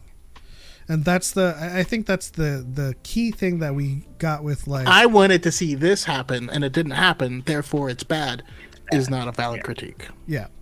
And that's the number one thing that we got with the sequel criticisms, right? I still have my issues with The Force Awakens and The Rise of Skywalker and even The Last Jedi, but was any of my issues the fact that I didn't get to see this happen, or that's not the decision that I would have made, that I would have had that character make, right? And good. I was just gonna say, and it just comes down to like you're asking right now, your relationship with storytelling. I feel like there are too many people today with access to microphones that shouldn't have microphones. Go ahead, Choco. There needs to be a background check when people buy a microphone. It's like, what are you intending to use this for? Like, what's... this is gonna sound really, real rude, but like, if you watch a cinematic from the Old Republic and then comment, but writing the sequels, I think you're a dumb person, because you don't know the characters. There's no story. That's like, oh, my dopamine spiked, therefore good, and that's, like, you have to at least have a base understanding of, who are the characters, what is the overall narrative, is there a theme, is there something that is trying to be communicated through this, and how well that connects to you. What did you take away from it, regardless of what the intent of the creator was putting in there. And also, don't be afraid to be honest with yourself. You know what I mean? Like, don't look anywhere else before you figure out how you feel about a project, because that is how you feel. I feel like there's a lot of tribalism of, my tribe hates this, therefore I hate it, and now I have to work backwards and find reasons to hate it, which is why, like, again, Rise of Skywalker is my least favorite Star Wars film. But again, I'll have people be like, it doesn't make sense that the knife gave him an exact spot to stand on the beach, and you're like, it's not an exact spot. That's how the parallax effect works. You could stand a mile up and it would still point to the same way. Guys, if I had something that lined up with the west, no matter where you are in the world. I don't know if you've driven near a mountain range, but like, the peak is still the peak with that shape for a very long time, or things like that. And it's like, if then the way you can tell is, if that was your complaint, if I logically disprove it, does that change how you feel about the film? Probably not. Then that was never your complaint. So then why say it? Find out what your actual complaint is, and then stand on that. And it's okay if that complaint is not, it's like, it just didn't vibe with me. I just didn't enjoy it. It wasn't my speed. It wasn't my style. That's not why I wanted to see, or whatever. That's all valid. Like, it doesn't have to be like a fact that this is a bad movie because of this thing happened. That's part. And it really goes back to, your relationship with storytelling. Most of these people, and I'm not going to like be specific, or even like widely generalize, but most of these people don't read. And I'm not saying you should read books. I'm not even saying you should read books. A lot of them on the comic book side don't read comics. Like, it's clearly evident in a lot of their criticisms that, like, if they criticize Woman of Tomorrow and Choco tells me that's an actual comic, I'm like, oh, well, then these things, you should know these things come from a comic, right? And so, like, it often is the case. I'm not going to say it's always the case. It often is the case that most complaints come from people that don't know the source material and then are criticizing it for not following the source material, right? Because that's usually where the problem lies. They pretend to be an authority on the source material, but it doesn't make sense to have Lupita Nyong'o in the Odyssey. Oh no, bro! Because if someone came and took Lupita Nyong'o from me, I'm not just launching 1,000 ships. Right? I'm not just one. Troy is burning. The first question is like, have you read the Odyssey? Because if that's your complaint, then no, you haven't. And they're like, it's my culture. It's Greek. We're not going to talk about Matt Damon. Greeks were not white back then. First of all, the Greeks were not white back then. You know that, right? They were olive skinned. Olive. Oh, yeah. And there are literally 0 Greek people in the cast. How come in other movies that are like Greek, everyone speaks with a British accent? I gotta hate that. I was like all the Greeks shouldn't be twinks. They should be masculine. I'm like, dude, you know Like- nothing about Greece. The Greeks was the gayest society, was probably the gayest society in history. They're up there. I thought Or the in Mando there. Grogu discourse was going to be the most like frustrating thing of the year. It's the Odyssey. My God, it's made me not want to watch that movie. Just the amount of people talking about it, and I'm like, you are all insufferable. I don't care. Like, I'm sorry. Yeah, Just... and like to circle back to what you were talking about with like like they don't read. I remember like when because I like to I'm trying to engage more Legends content. 'Cause I want to like talk about it more like faithfully and from a good place about certain discussions in terms of Legends versus canon. I remember like I told you, Choco, like, oh, like yeah, I just like read the first Darth Bane book, and then you like lost your mind. You were like, no, and now you know more than everyone who cites it. You now know more than all of them who talk about it in comments. I was like, wow, he's very opinionated about this. Yeah. I'm actually reading through Plagueis right now, and I gotta say, Yeah. Plagueis is gay. That's a gay man. If I ever read one. That is a gay man. If I ever read one. Also, like, that's Plagueis would never be sniveling in the background of this, and you're like, what are you talking about? In the first one, he's like half naked, sneaking around in a ice chest, and he goes running through a city like halfway naked. He gets butt naked and climbs into the bottom of a swamp and makes swamp noises. Like, See, he's like, a weird dude. my That personal happens. favorite is he's like, I think in finance, bro. The Force is my investment. The dark side is my returns. I'm like, he's a finance bro. Says it for what? He I'm just really imagining is. him in the cave with Chimere, like, okay, but you gotta put your Dow investment in at the 401k, brother, and then the Republic credits come like- flowing in. Like, nah, man, you need to lose these robes and get this Patagonia. Okay, Sith in Training says, is it okay to stick around if I'm trying to avoid spoilers? No, we're not talking spoilers on this episode. And if there's anything in the chat, just kind of listen to us, because then, at least for me, I'm going to be reading the chat and trying to curate any spoilers. But let's see. I saw that they criticized the spacesuit and Supergirl promo stuff, not realizing it was a design ripped from the Woman of Tomorrow comic. That's the thing about them. They never know, honestly. My frustration is like her actual Supergirl suit is like really, really good, and she's probably gonna barely wear that for the movie. Also, if they listen, have I love her in the coat, the sunglasses. Like, it's just a vibe. if they have no grounds to criticize the story because they have no familiarity with either the source material or just storytelling in general, then they insult her looks, or they insult a person's looks. Which is, it is what it is. I mean, Achilles is supposed to be the manliest warrior of all, and you're like, what? He didn't want to fight, and so he hid as a woman for years. Like, what are you talking about? And passed as a woman. And passed. No one could tell. Oh, I think one of my Achilles is a twink. one of This my reminds favorite me- lines. Oh, This yeah, one reminds my me of an favorite- SNL skit. Oh, go for it. Where they were doing an impression of Tucker Carlson, and they were talking about, I think it was a movie where Emma Stone is like bald and like I don't know what the movie is about. Begonia. Begonia, It's- and then like, yeah.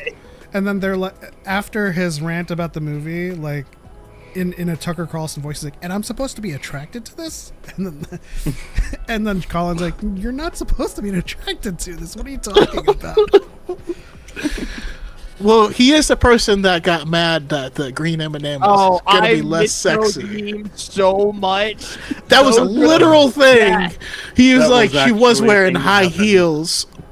Now she's wearing sneakers like a lesbian. And you're like, People were going to Whoa! Halloween. People were going to Halloween parties dressed as Tucker Carlson and the green M&M. That was like, I loved that meme so much. I watched it and I was just like, what? Oh God, we're in the weirdest timeline. It's very weird. Just to bring it back to Mando and Grogu, people not knowing source material and stuff like that. We saw it. People they put a clip out just before the movie of Mando meeting the Hutt twins, and one of the posts I saw was like, "How come the Hutts can suddenly speak English?" And it's like, this has happened before, though. We've seen this. This happened in the Clone Wars. Like, Zero speaks English, does he not? Like the Clone Wars movie that came out before the Clone Wars series happened. They've always been able to speak. They just thought it was beneath them. Yeah. That was one thing I did want. I was like, how great would it be if Zero the Hutt showed up again? Like, I survived. only if Slice Noodles comes back and just shoots him again. That would be great. That was like from the bottom of my fluid sack, baby. I will say, Rada's voice threw me for a couple minutes. I was like, this guy sounds like David Harbour, and I can't unhear it. Well, like, I just can't wait to see the thirst edits that are coming, because they're coming. Oh, they're coming. I didn't have a basis to stand up because I'm like, well, we've never met like a young man a Hutt before. And heard his voice, so I didn't have anything to compare it to. So I'm like, oh, I guess that's what young Hutts sound like. That was and for me, I was like, oh, well, now Boku is no longer the hottest Hutt. That was my one thing where I said earlier that I would have liked a character's presentation to be a little bit different, and it was his voice. Because sometimes it did just sound like this is just Jeremy Allen White with a bit of a voice filter over him.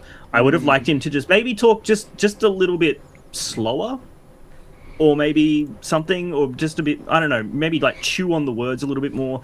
But there's also, I can sort of headcanon my way around it with things that he also says in this movie about how he doesn't want to be someone else. Yeah, so and he's going to raise. He's going to try and talk as differently as he can to the other people.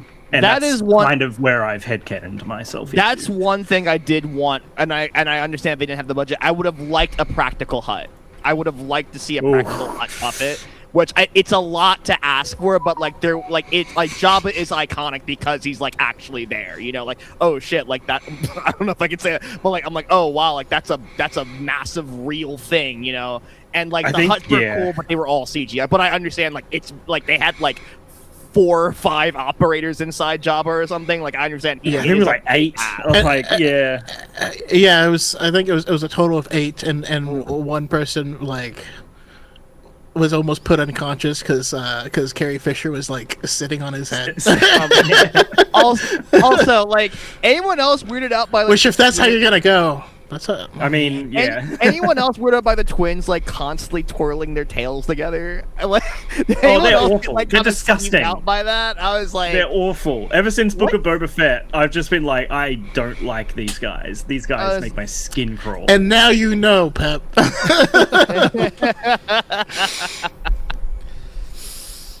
I was just looking at the cast for the movie, and I was trying to find the one of the voices that, like, even like during watching, I was like, bro, I turned to Choco, I was like, that is a familiar voice to me.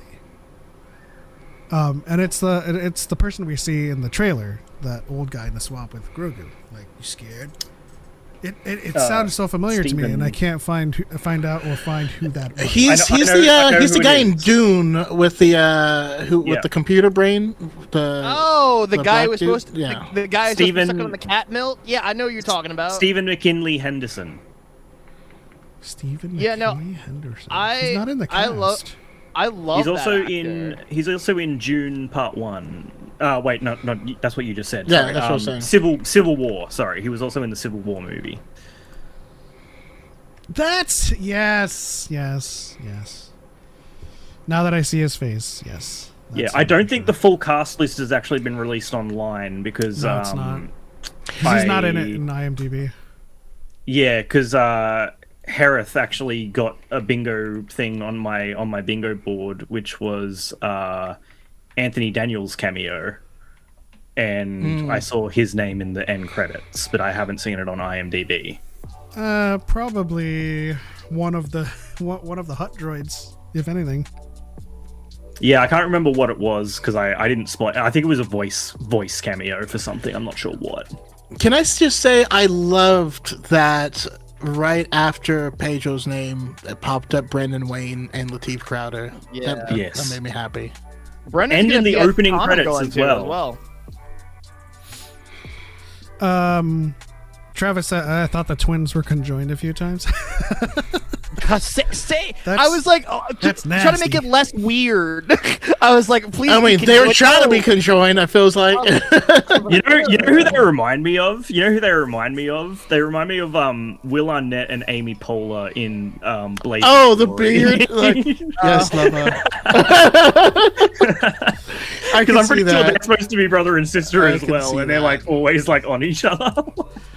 Smart Guy says, cast list updated and accurate on Wikipedia. I know because I did it. Daniels is an air traffic controller droid voice during a landing sequence.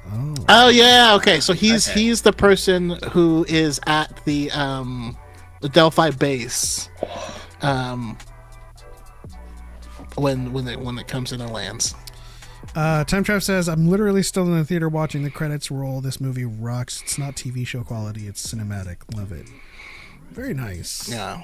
Who was it? Oh, it was Ryan Johnson snuck Joseph Gordon-Levitt into the third Knives Out, and he's like, it's just like how they did Anthony Daniels. Like, he's so hard to catch, but it's like he's like a voice on the TV, and I'm like, I hate when they do that because I'm gonna pick apart and try to find it. Now I have to try to find Anthony Daniels.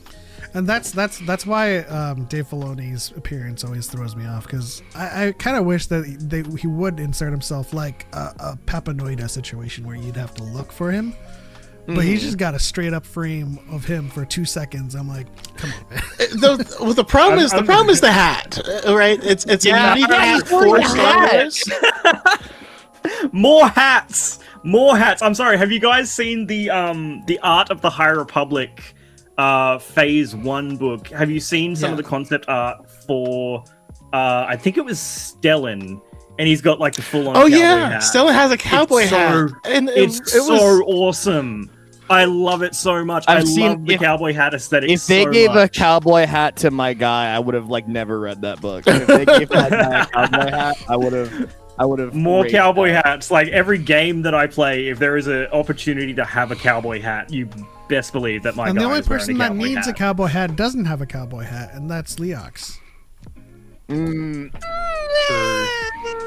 I don't. You gotta have a cowboy hat if you're gonna say all right. It's probably Geo who needs a cowboy hat.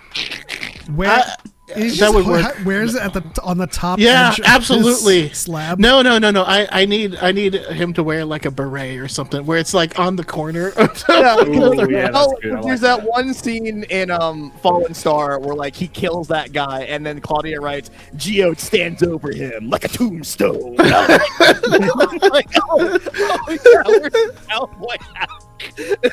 That's funny. And anyone that Geo takes out is literally like in there. He's the Claudia Gray, you are the GOAT. Oh, you know who's going to be at my Barnes & Noble soon? Olive Blake, who wrote that Palpatine short in the first review for the Jedi. I'm going to go to her and say, please write more Palpatine. You wrote him amazing. Tell her also Dyad had the first monster on the show. Oh, okay.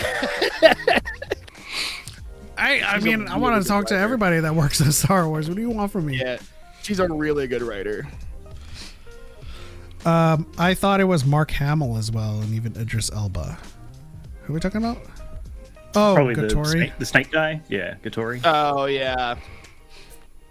Anyone else? I love that they got Zeb's official voice actor, like Steve Blum, to come back and voice him as well. Yeah. Hire more voice actors for their roles, for stuff like that, especially like Zeb.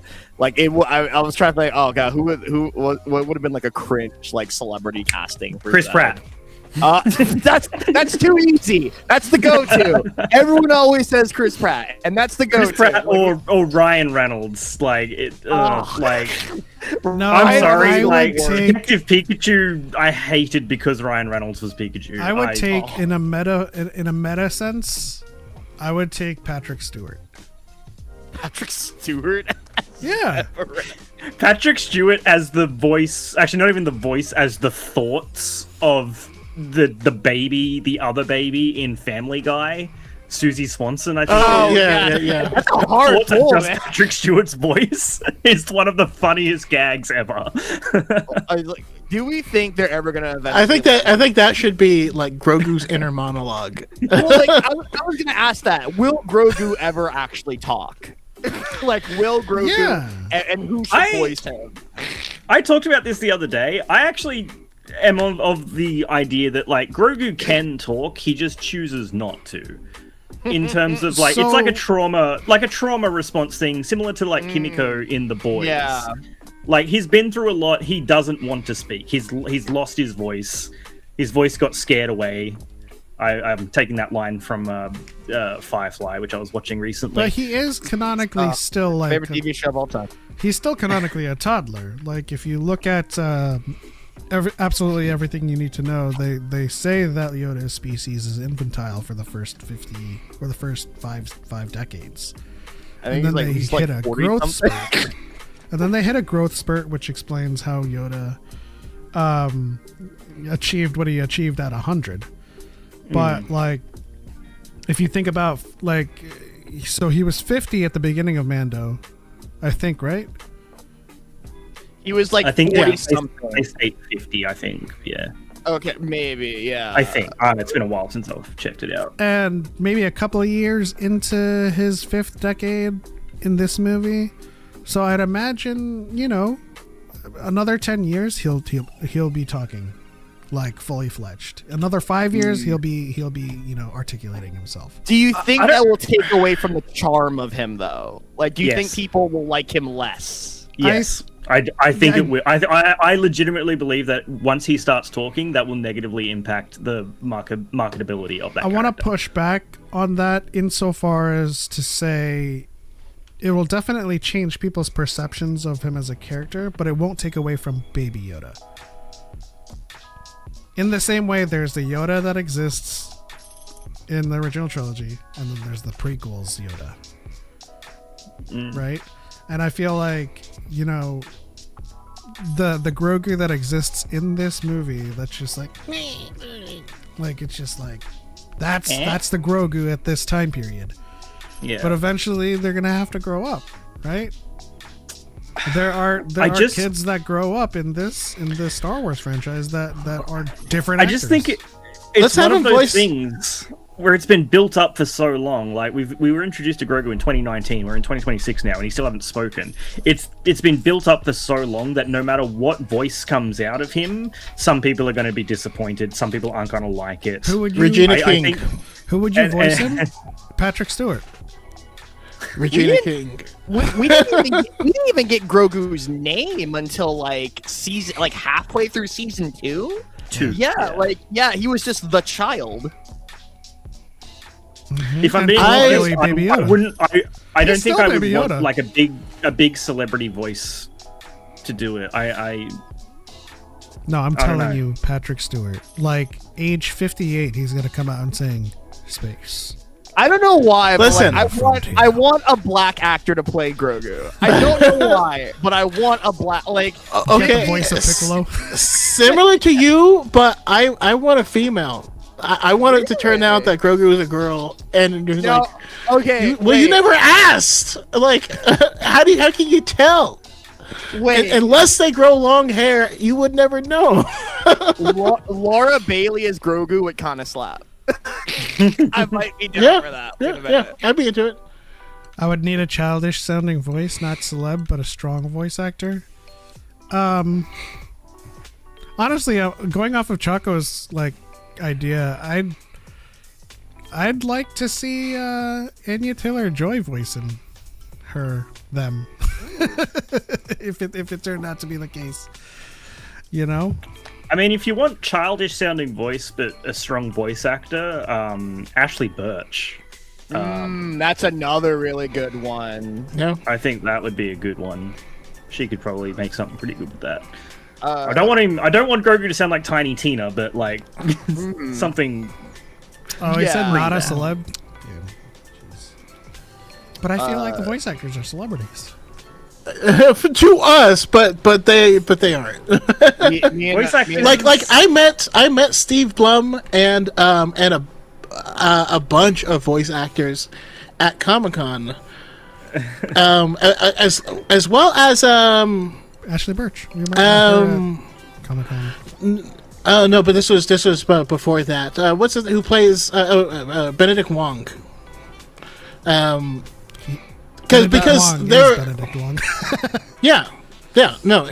So this was before Doctor Strange came out, and at Comic-Con, all these people, they were just standing there talking because their lines hadn't started. Like, they were going to do signings in the signing area, but signs weren't up and anything. And I just walked up to all these people talking. I was like, "Hey guys, how's it going?"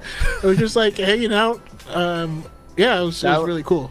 I walked up to Leon Kennedy's voice actor at a con last year, and I told him, like, dude, like, you're so perfect for as Leon Kennedy. He said, nah, dude, I'm just a fan who got lucky, and he, like, dapped me up. I was like, oh, snap. All right, that's awesome. I'll never forget meeting Ron Glass in North Hollywood. Ooh, Just that's crossing cool. the street. I won't name names, but we had a local con here in Australia yesterday. Very small con, very like community focused. The whole thing is about fundraising and stuff like that. But we do get a few guests here and there to come to it, and there was a voice actor that was throwing a little bit of a fit because the panel before he was supposed to go on was running late by about 15-20 minutes because the event is like half outside and it was raining, so like there were delays in that. And there was a voice actor who was threatening to leave because the panel before him was running 15 minutes late. I won't say who it was, but You can message us after. I will. I'll literally put it in the chat now, actually. So, well, not the main chat. Master James Kenobi says Keith David for Grogu. But I see, a strong black male voice for Grogu. Christopher Judge. No, Gary Anthony Williams. Uncle Ruckus for Grogu. It's time for me to leave the nest, Father. I'm gonna meet him this weekend. I'm gonna say, dude, I need you to voice Grogu. Keith David, the only person. What's his captain of the?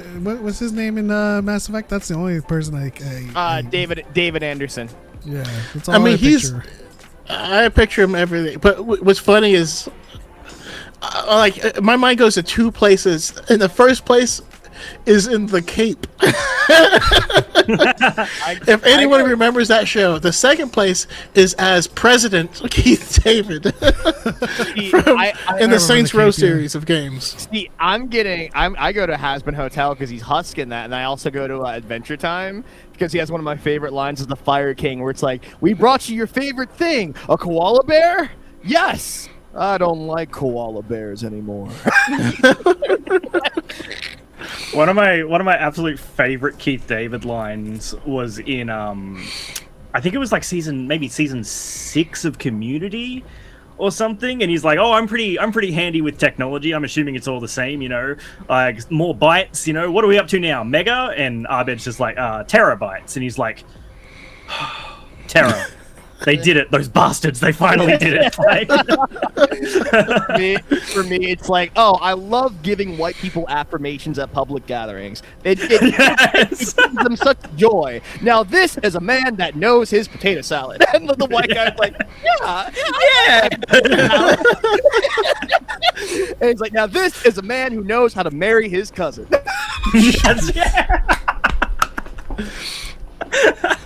And then it's the lines they gave him to say in Hasbin Hotel floors me every time. If you watch Hasbin Hotel, if you want to hear Keith David say, "You are a power bottom at rock bottom." I can't stand Hazbin Hotel. I tried to watch it, but like, it's just something about the animation style. I don't know. It just wasn't vibing with me. But that song that Keith David sings is a fucking banger. Me and my girlfriend love it. The voice actors are so nice. They were such a treat to me. That's the thing. It was one of those things that just didn't gel with me. I wanted to like it, and I just didn't. And it was like, I'm like, I feel like I should be getting into this, but it just didn't click with me. For me, it's such a cool feat of indie animation. But we're veering too far. We're veering too far off topic.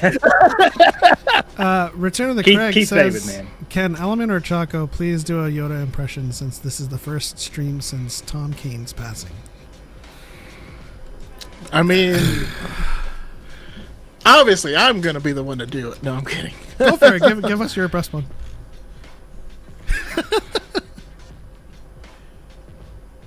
How do you get so big eating food of this kind? Should I do an Oz or a Kane? I mean, obviously, since it's probably Kane. Probably Kane. Yeah. Recognize you, I do. That's really good. A part of me, you are. Yeah. Except you, I do. Rule over me, you will not. Now I gotta watch that arc. That arc is so freaking good. God. It's one of my favorites. A lot of people will say it's the Mortis arc and then completely misunderstand that. That's been on my brain for like the last 2 weeks. Like, I on the very video I explained the arc, there was a comment. Let me read it. We'll put them on blast. The very video where I explained the arc, they say, I always found it funny that the Jedi always believed that the Chosen One would bring balance to the Force, but completely forget that during their time, the light side of the Force heavily outweighed the dark side. The solution is to get to a zero-sum answer, and bring balance is to either bring up the dark side or bring down the light side. Anakin did exactly that. So they're misunderstanding the arc. They're also misunderstanding, just like everybody else, honestly, Star Wars. That Anakin brought balance by betraying the Jedi, which is Anakin fans horribly misunderstanding Anakin? Shocking. They want to justify that his betrayal was part of the prophecy. Yeah. When George Lucas explains in DVD commentary and in the archives book, he made the wrong choice. He could have balanced it out there by killing Palpatine. But he didn't. I don't know what spurred that on, but yeah. Like, stop misunderstanding the Mortis arc. You know, balance returns to their world when the father dies and no one's there to keep the dark side in check. I love talking to our friend Chase about the Mortis arc because Chase hates the Mortis arc with a passion. So I get them going and they just start like ripping it onto it. I honestly think it's justified. If Chase hates the Mortis arc because of how people misunderstand it, they don't like it because they don't like that aspect. They don't like that kind of stuff coming into Star Wars, and like this is their own personal things with the arc that they don't enjoy, but like they go in on it. Yeah, I mean, all right, that's a rant I want to hear. For me, I don't like it either, but if you don't take the Father's word as some kind of authority on the Force, or if you're like a theist and just kind of try to transplant a god into Star Wars, then you'll understand it, that he's wrong. But, you know, most people want to look at the Mortis Force wielders and be like, oh, they're gods. They're personifications of the Force. To be fair, they do say gods. They do say gods and rebels. That's colloquial. Yes. No, they do say. Okay. Just to be fair, it's like, but in the no, but it's like the people fair. in Star Wars haven't watched Star Wars, so they can say something, Yeah. believe it to be true with every fiber of their being, and it still be wrong. Mm-hmm. But in the episode, but in the actual episode, he never says. He's like, some people have called us Force wielders, and then our power to manipulate the Force was so great that we had to, you know, escape into this world. So they never call themselves gods. They are powerful, just like Bendu is powerful, but Bendu is also incorrect, as well. Yeah, it's just like you might think that it's a god, and you might actually be in the Assassin's Creed universe, and it's just an alien that has enslaved your race for many years. Look, you're I'm not excited ready for Hex. that. You see the statue behind me. You know the stack of books are there. You're not ready to go into that conversation with me. I know. I'm not ready to go in that with you. I'm a student. I'm a student of that. You're not ready to delve into that madness with me. I do have interest though in picking up the remastered. Oh yeah, I am excited, but I'm a little upset that they're taking out the present day storylines because it's so important. Like that's the first time I felt like when they weave those perfectly because of the whole Sage storyline, and so I'm like, it's still because like it's still technically canon because like you are someone in present day looking at Edward's memories again, and I'm. So, like, I get it, but I'm just like, okay, but the John Roberts thing doesn't hit anymore because you don't look at John's... I'm getting too deep into it. We're continue. Another comment that I got was about Revan. And you know where that goes. Revan understood that balance was light and dark, so you're objectively incorrect. And I'm like, Revan's another character that's wrong. And those musings come from his holocron when he's a Sith. None of this is reliable. None of it. Isn't he like Oh on my goodness, the light what's side? He's like living in an apartment in this book, isn't he? He's like on the good side in the book. What are they talking about? I mean, it's like, look, the Ewoks think that 3PO is a god in Return of the Jedi. The golden one. But he's not actually a god. Oh shit, someone just said that in chat. Yeah, Return of the Craig Emac. Otherwise we could say that C-3PO was a god just because the Ewoks thought It's against my programming perfect. too. There you go. Perfect. But it frustrates me that, like, they'll take the musings of a flawed character and think it correct, but not engage with the story of that character. The lesson of The Last Jedi is to kill the past. Didn't you know that? The lesson is failure's okay. And other things. The last thing we see of Revan is Shadow of Revan in Sator, and he's literally like, you're fighting against a fractured soul, and he shows up to you, and he's like, yeah, that's the evil I left behind. So also, I recognize Revan's always like, man, I was an idiot back then. my Revan's a black trans non-binary, so please use they them for just to piss off someone. The other thing, because I had someone tell me like, I mean, I think Revan is the most powerful, and you're like, he's not the most powerful in his own game. You have to have a whole crew of people because Malik whoops your ass all of the time. Like, what are we doing? I think he this is tanked why the when entire I read Mandalorian Wars by himself. this is why I think like when I read the Darth Bane book, I'm like, oh, Bane is like every awful fan because like he comes to the Sith, has been there for like 30 seconds and was like, you're all doing Sith wrong.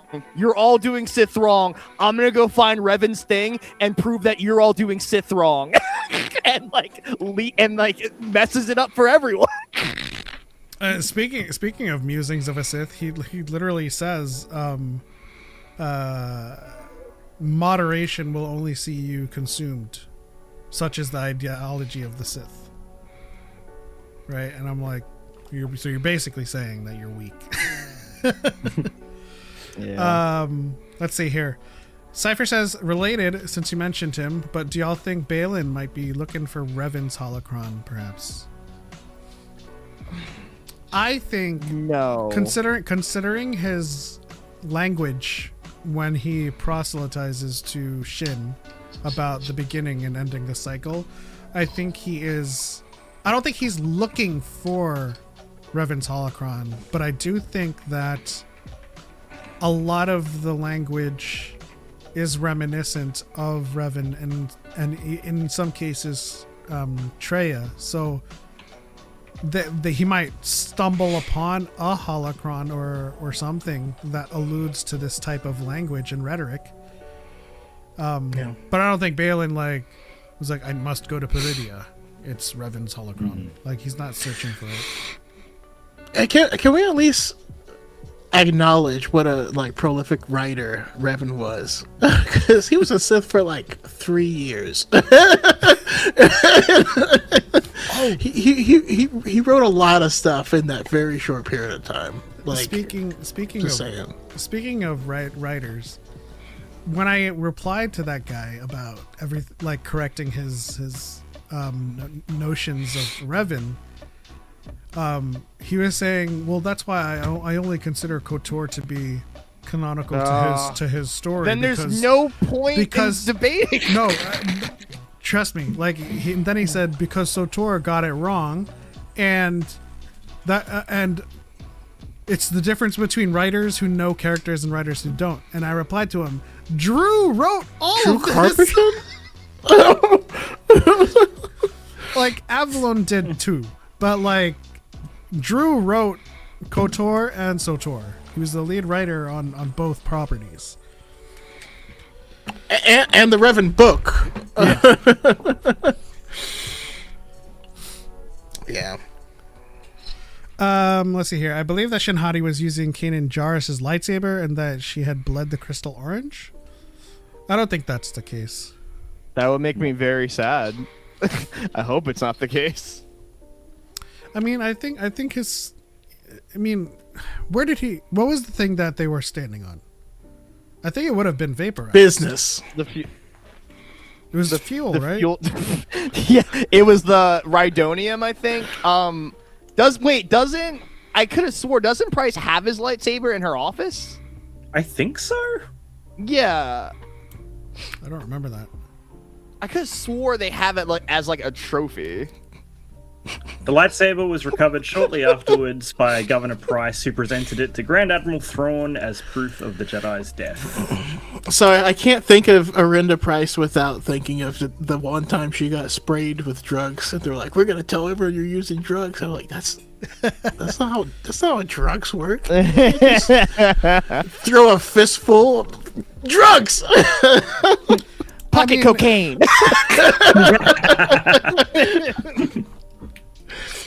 Even if that is the case, I don't see how Shin has it, because they didn't work with the Empire. They were fallen Jedi and survivors, and kind of on their own path. Like if it was presented to Thrawn, she wouldn't already have it before they met Thrawn. Yeah. And then if we're talking about sister parts, Ezra got the sister emitter to Kanan's. That's why, when I made my lightsaber at Galaxy's Edge, I specifically got one that looked the most like Kanan's to me, because Kanan is my favorite Jedi, and I was like, they didn't have anything else, but I thought the emitter kind of looked like it with that circle around the end of it. Yeah. They are similar, but there's enough differences to them, I think. Yeah. I still want to know, because it makes me think of the flat edge lightsabers like the dark saber. Does it cut thick when you go sideways, or is it just is it a single edge crystal?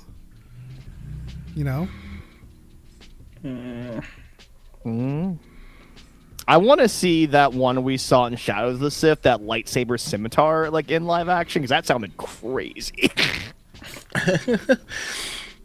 Where you can't really block it, because it'll go beep and poke you. Yeah, I'm it's a curved light. I'm that sounds really cool. Wait a minute. Obviously, you'd have to train using that and get used to it. Yeah. In the same way you don't hurt yourself with nunchucks. I want the lightsaber nunchucks that were supposed to be used by Lula Talasola. Those are badass. You know what lightsabers I thought were ridiculous, the tonfas that Maris Brode has in Force Unleashed. I was like, how are you? Like, I would slice my like arm so many times with that thing. Yeah. It would be. It's like they're made so you can have a ton of leverage, and you're like, but do you need it though? It's such do a you need weird that much fight. leverage with a lightsaber? It's such a weird fight too, with like Starkiller's reverse grip, and then just like she's going, that's like what? Like everyone's super short range for no reason. Yeah. Yeah. It also, I mean, Inquisitor lightsabers that spin is really like. How do you keep from cutting your own legs? The only time you can do that as a flat surface, it just seems really difficult to not accidentally twist your wrist or have it spin in your hand or something. So I got to show my girlfriend watched Rebels with me. Well, she was there while I was watching it, and I was watching Malachor. She did not know the helicopter sabers were coming, so she had no idea they were a thing. So when the Inquisitors like helicoptered off the pyramid, she lost her mind. When the blades activated and they flew off, she started laughing hysterically. She was like, "What was that? They're helicopters!" I was like, "It's a whole thing." Yes, they can do that. I've come to terms because the science is sound, so to speak. Well, like they say, they have like repulsor lifts in them and like the core of it or something. Yeah, it's like a repulsor, and so it spins so that it keeps balance, but the blade spinning is not what is making them float. It also just looks very goofy. But it's goofy as hell, and I hate it still. All right, I'm just going to jump in real quick, guys. Sorry, it's just gotten to midday here, so I've got to take off. But thank you for the chats and everything. Yeah. We're about to wrap up anyway. Oh, perfect. But yeah, I liked Mandalorian and Grogu despite some issues, which I will talk about more later on. There's no movie. Are you in history willing where to there's give no it? issues. Are you willing to give it a out of 10 rating? Normally, I don't, but just because you asked, I will. At the moment, I'm leaning towards a 6 out of 10. So you hated it. But, yes, but I would like to remind you that I am a normal person, and a 6 out of 10 is not actually that bad of a score. Yeah. How many dollary dues? That being said, I do need to see it again. I think I might go tonight if Karen's not too tired after work. She hasn't seen it yet. I do want to see it again because, again, I only did watch it at midnight with one eye open, half asleep. So I do need to see it again and just give it a few more viewings. But at the moment, I'm at a 6 out of 10. I would imagine I could probably bump that up to a 7 at some point.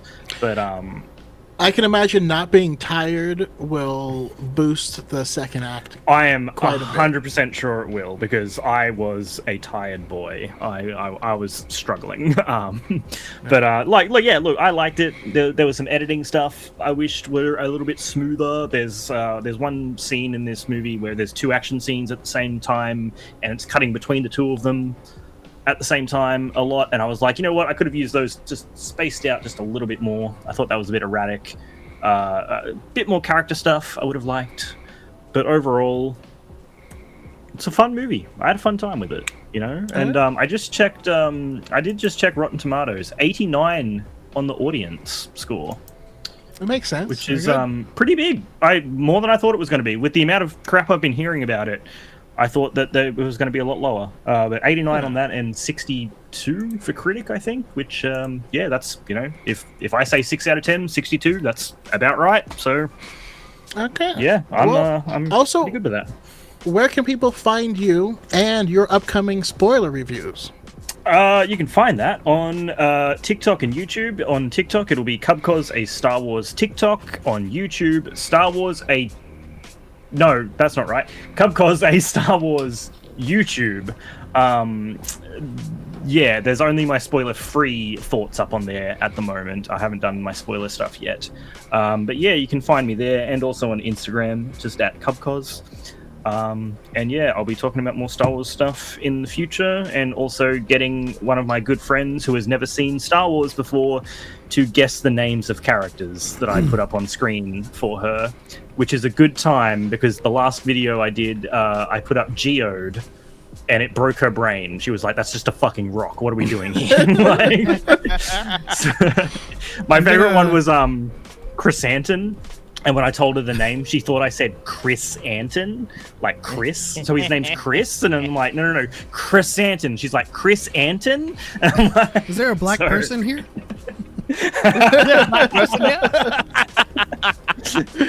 But yeah, that's where you can find me, and yeah, more Mandalorian and Grogu stuff coming in the future, and. Before you head out, I do want to dispense with some knowledge as to how YouTube has changed. You just want to go by cup costs. Yeah, that's the thing. I made it so long ago that it was just the name that I had, and I was just like, because I made it before I even started posting anything there. And it was just like, can I change this? And then I think back then it wouldn't let you change it. I do think you can change the name now. Yeah, I've wanted to change the name for quite a while, and I just never did. Yeah, because people are going to be searching your channel, and it's going to be mixed up with Star Wars rankings. Yeah.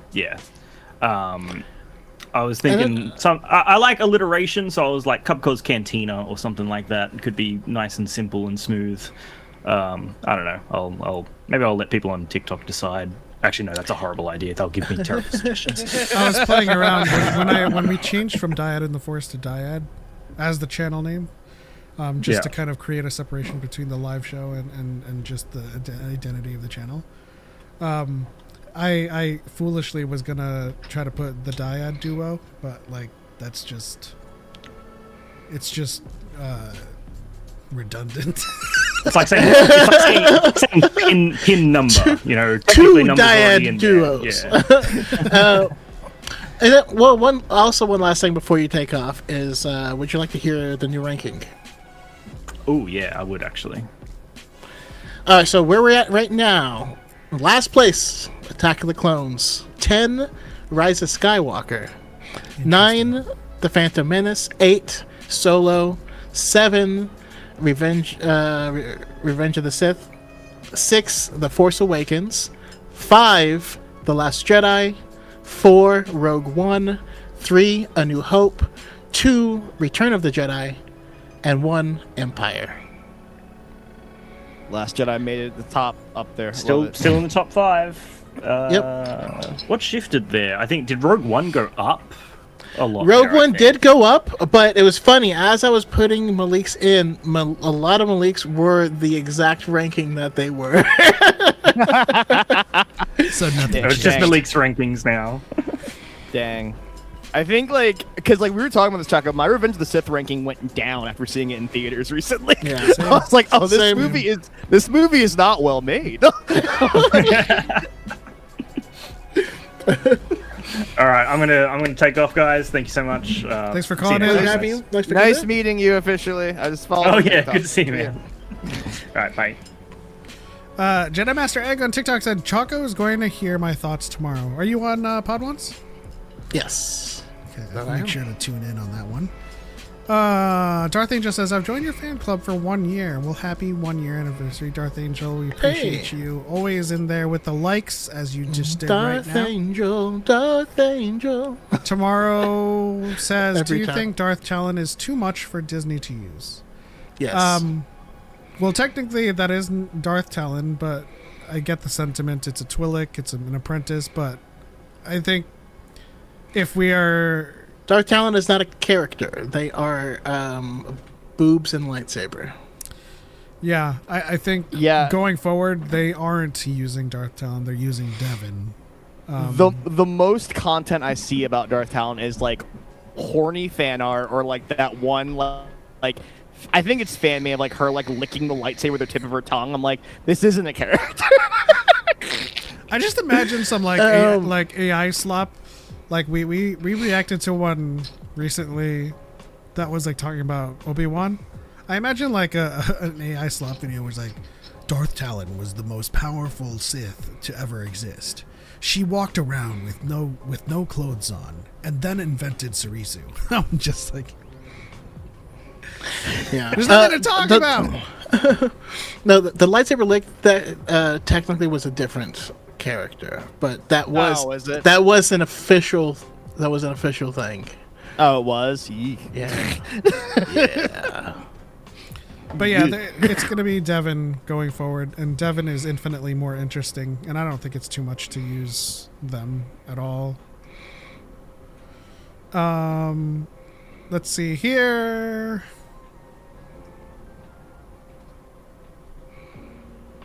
I've never seen a Galaxy's Edge saber. Why are they thick? They are hella thick, but they're thick so they can they're fit great. the crystal. Love my Galaxy's Edge saber. I have this. What crystal do you have? So I went with green because my buddy that's my favorite color and it's my favorite lightsaber color. And then my buddy, while they were out there, got me the yellow and the blue and the red, and I got Maul's red crystal, and I think it's original trilogy Obi-Wan, and then I have just Yoda's green because like they'll talk to you in the holocron. Right on. Yeah. Now, I will say the thickest lightsaber though is the original Jaro Tapal. That they gave us at Survivor. That thing nice. It is enormous and it is so freaking heavy. It's even heavier than this monstrosity, and you know how heavy this thing is. Kylo's is pretty thick as well. This is like God. the Force FX Kylo one. Yeah, this one's pretty like chunky. It's You're sounding like Aggie. Oh, you need to message her, by the way, because she just read all of Absolute Batman's first 2 trades, and she called me losing her mind. Okay. But yeah, no, it's shorter but chunky. They're all thick, really. Yeah. I need this. I want to get. I thought about getting Palpatine's, but I'm like, nah, his design like sucks. Excited to hear your guys' spoiler reviews coming up. Yeah, that'll come up in the next week, and we'll also talk about spoilers on next week's Dyad, which also is again back to Friday next week. While we have Malik here, Pep, I'd love to hear your thoughts on my adventures with Superman. You've watched it? That's a good show. First of all, hold on. First of all, and I asked this to Choco. Choco He's never a responded. magical girl. Superman is a magical girl. I was like, does he have an avatar state? What's going on? Is that a thing? Is that a thing that happens? So he doesn't have an avatar state. They have played around with like him getting different powers, though, like, and just make it's just this show. It's all of his usual powers.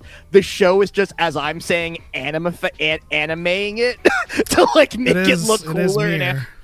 So. Yeah, like they're just making him look cooler. Like the way they did his ice breath was crazy. I'm like, why is that just a Kamehameha? That's like that's it, but it's his ice breath. But yeah, no, it's so good. Season 3 looks great, and we're getting a spin-off with Jessica Cruz of My Adventures of Green Lantern. I'm so excired. I am excited for that. Yeah. Yes.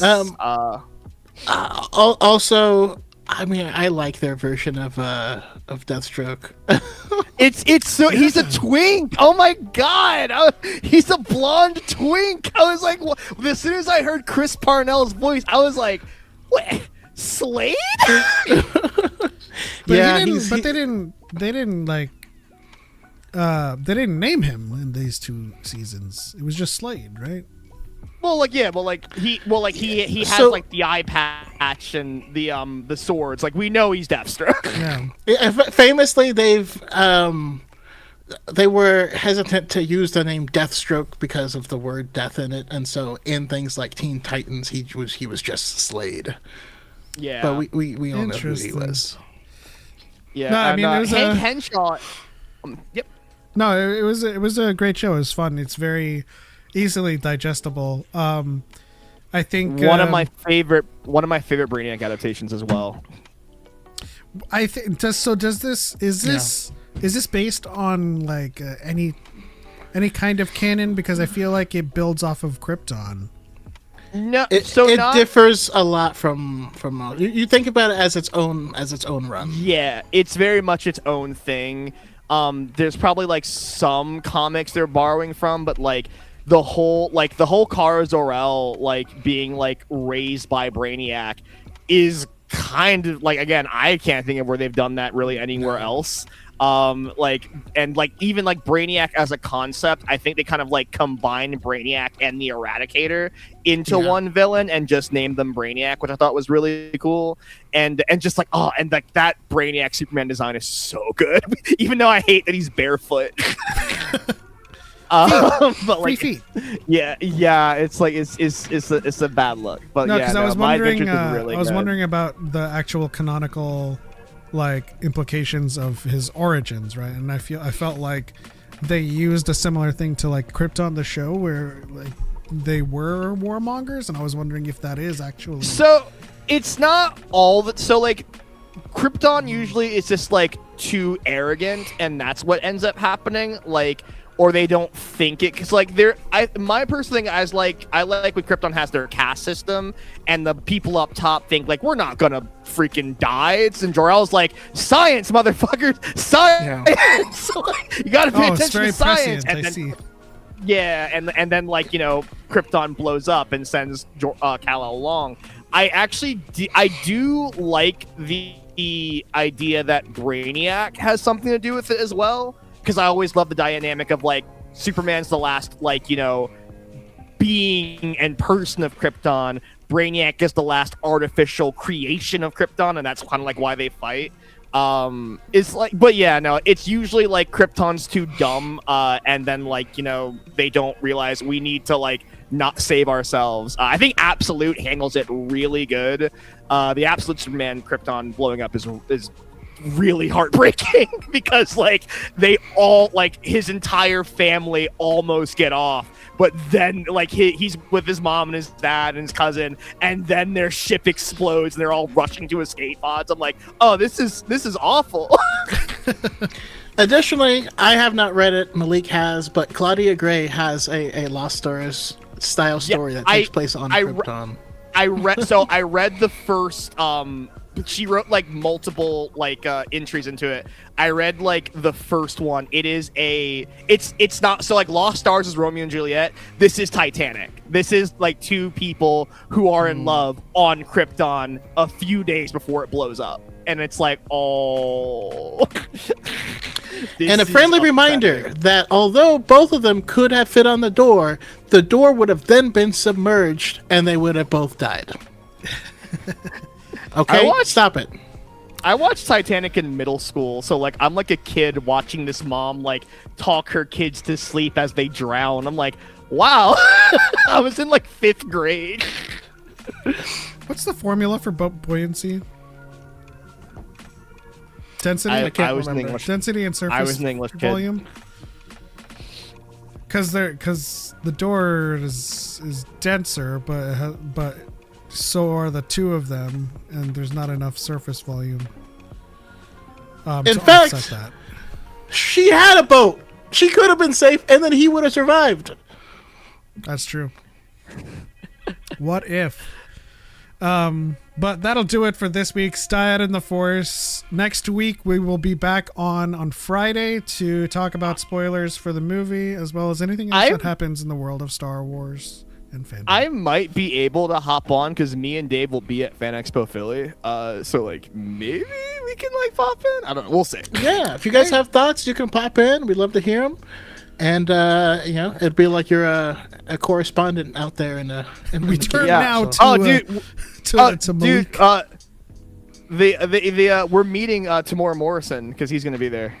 Awesome. Nice. Okay, well then you have to give us a report on that for sure. Yeah, that and someone I'll tell you guys after the stream, but like an actor who was in Mandalorian and Grogu will be there. Oh, nice. Technically two.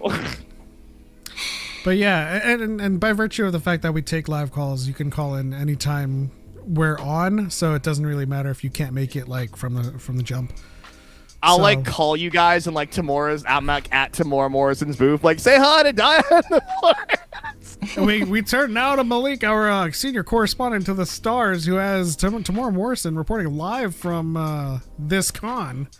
He's like, no, I'm gonna get Gary Anthony Williams to talk as Riff Tamson on your show, Choco.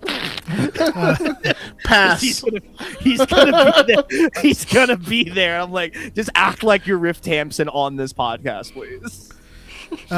Spooky says, guys, I spent $35 dues on filet mignon and they gave me a hockey puck. Anyway, I'm sitting through the ads now. Let's go.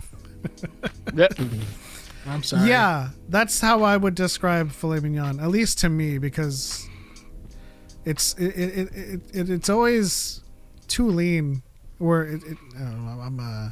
I like marbling. I love fat on a steak. For our 1 year anniversary last year, me and Abby went to a Brazilian steakhouse, and we went to like one of those like all you can eat Brazilian steakhouses.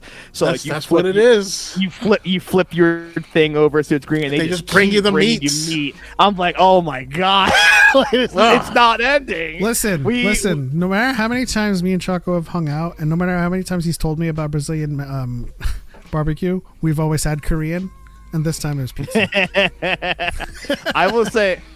They did chicken very well, but like the steak is really good. But like, yeah, I had the meat sweats after. I was like, you're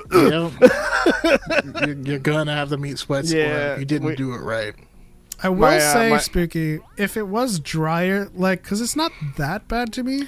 If it's drier, then it should never be a hockey puck. They did something wrong. It means that you did not. Since you said that you're now waiting for the credit, it sounds like you went to a restaurant / movie theater. Don't get steak there. Also, don't get lobster there. Get lobster do that at a steakhouse. I order the same thing in my movie theater because I do AMC dine-in. They have those loaded tater tots with ranch and bacon and onion. Oh, it's so good. It's so heavy too. I always default to just nachos and cheese. It's just like the simplest thing for me. Popcorn with peanut M&Ms. Dumped inside. Choco, I did the black. Choco, I did the blackest thing at my movie theater today too. I like bought a Days soda from a corner store, then like put it in my pocket and put my hoodie like on my side and snuck a Days soda into the movie theater because I didn't feel like paying full price for a Days for like a new soda, and I was like, screw it, I'm just gonna sneak in my Is that the blackest thing? I mean, so me and Travis would always do craft beers, but it's like they don't serve these beers here. You know, just bring in a big old one. Like if you're bringing in like some what's it called? Old damn it. Like a brown. If you're drinking some like Mickey's or something like that, that'd be black. Oh, did you guys go to an AMC? Yes. Did you see like the Mando themed drinks they had at the soda dispenser? I did not. So they have the Beskar Cola Brew, which is just like a cola or like a root beer. But my favorite one is like the Grogu Lemonade, and it looks like they grounded up Grogu and squirted him into your cup. And I was just like, did Moff Gideon win? What the hell? It's like this is Grogu juice. Spooky says no. I went to a steakhouse. I'm exaggerating though. It was a pretty fat hockey puck. I think in general, it just like it's easy to overcook a filet mignon. Yeah. So next time, do what he said. Go for a ribeye with the fat cap on. You can't go wrong with that. But, I mean, you can, but it's harder. That'll do it for this episode of Dyad in the Force. We'll see you guys next Friday to talk spoilers and anything else. But final thoughts, Choco? No, we just appreciate our guests. Malik, where do we find you? Oh, hi! You're gonna find me so many places. You can find me on Hilarity Saves RPG, Game Master Mondays. What's the other one I'm gonna be on? I'm gonna be on Dungeon Dropouts and Streaming Rainbow. I'll be on all 4 of those channels playing TTRPGs with amazing creators and content people, content creators and players and GMs, and I'll be GMing and playing and running. And I'll be at Fan Expo Philly this weekend. So please interact with all that stuff. Also, the Jedi Smark on all of my socials. All right. And so the moral of the story is, I mean, reality is what you make it. You know, your focus determines your reality. If you were going to like the movie, if you thought I'm probably going to like this, you probably did. If you thought I'm probably not going to like this and still went to see it anyways, you probably didn't. But that's it. On to the next one. For Din and Grogu. Oh. We are all buff-ass huts. I can bring you in warm, or I can bring you in a warm you're not gonna like. See you guys next time.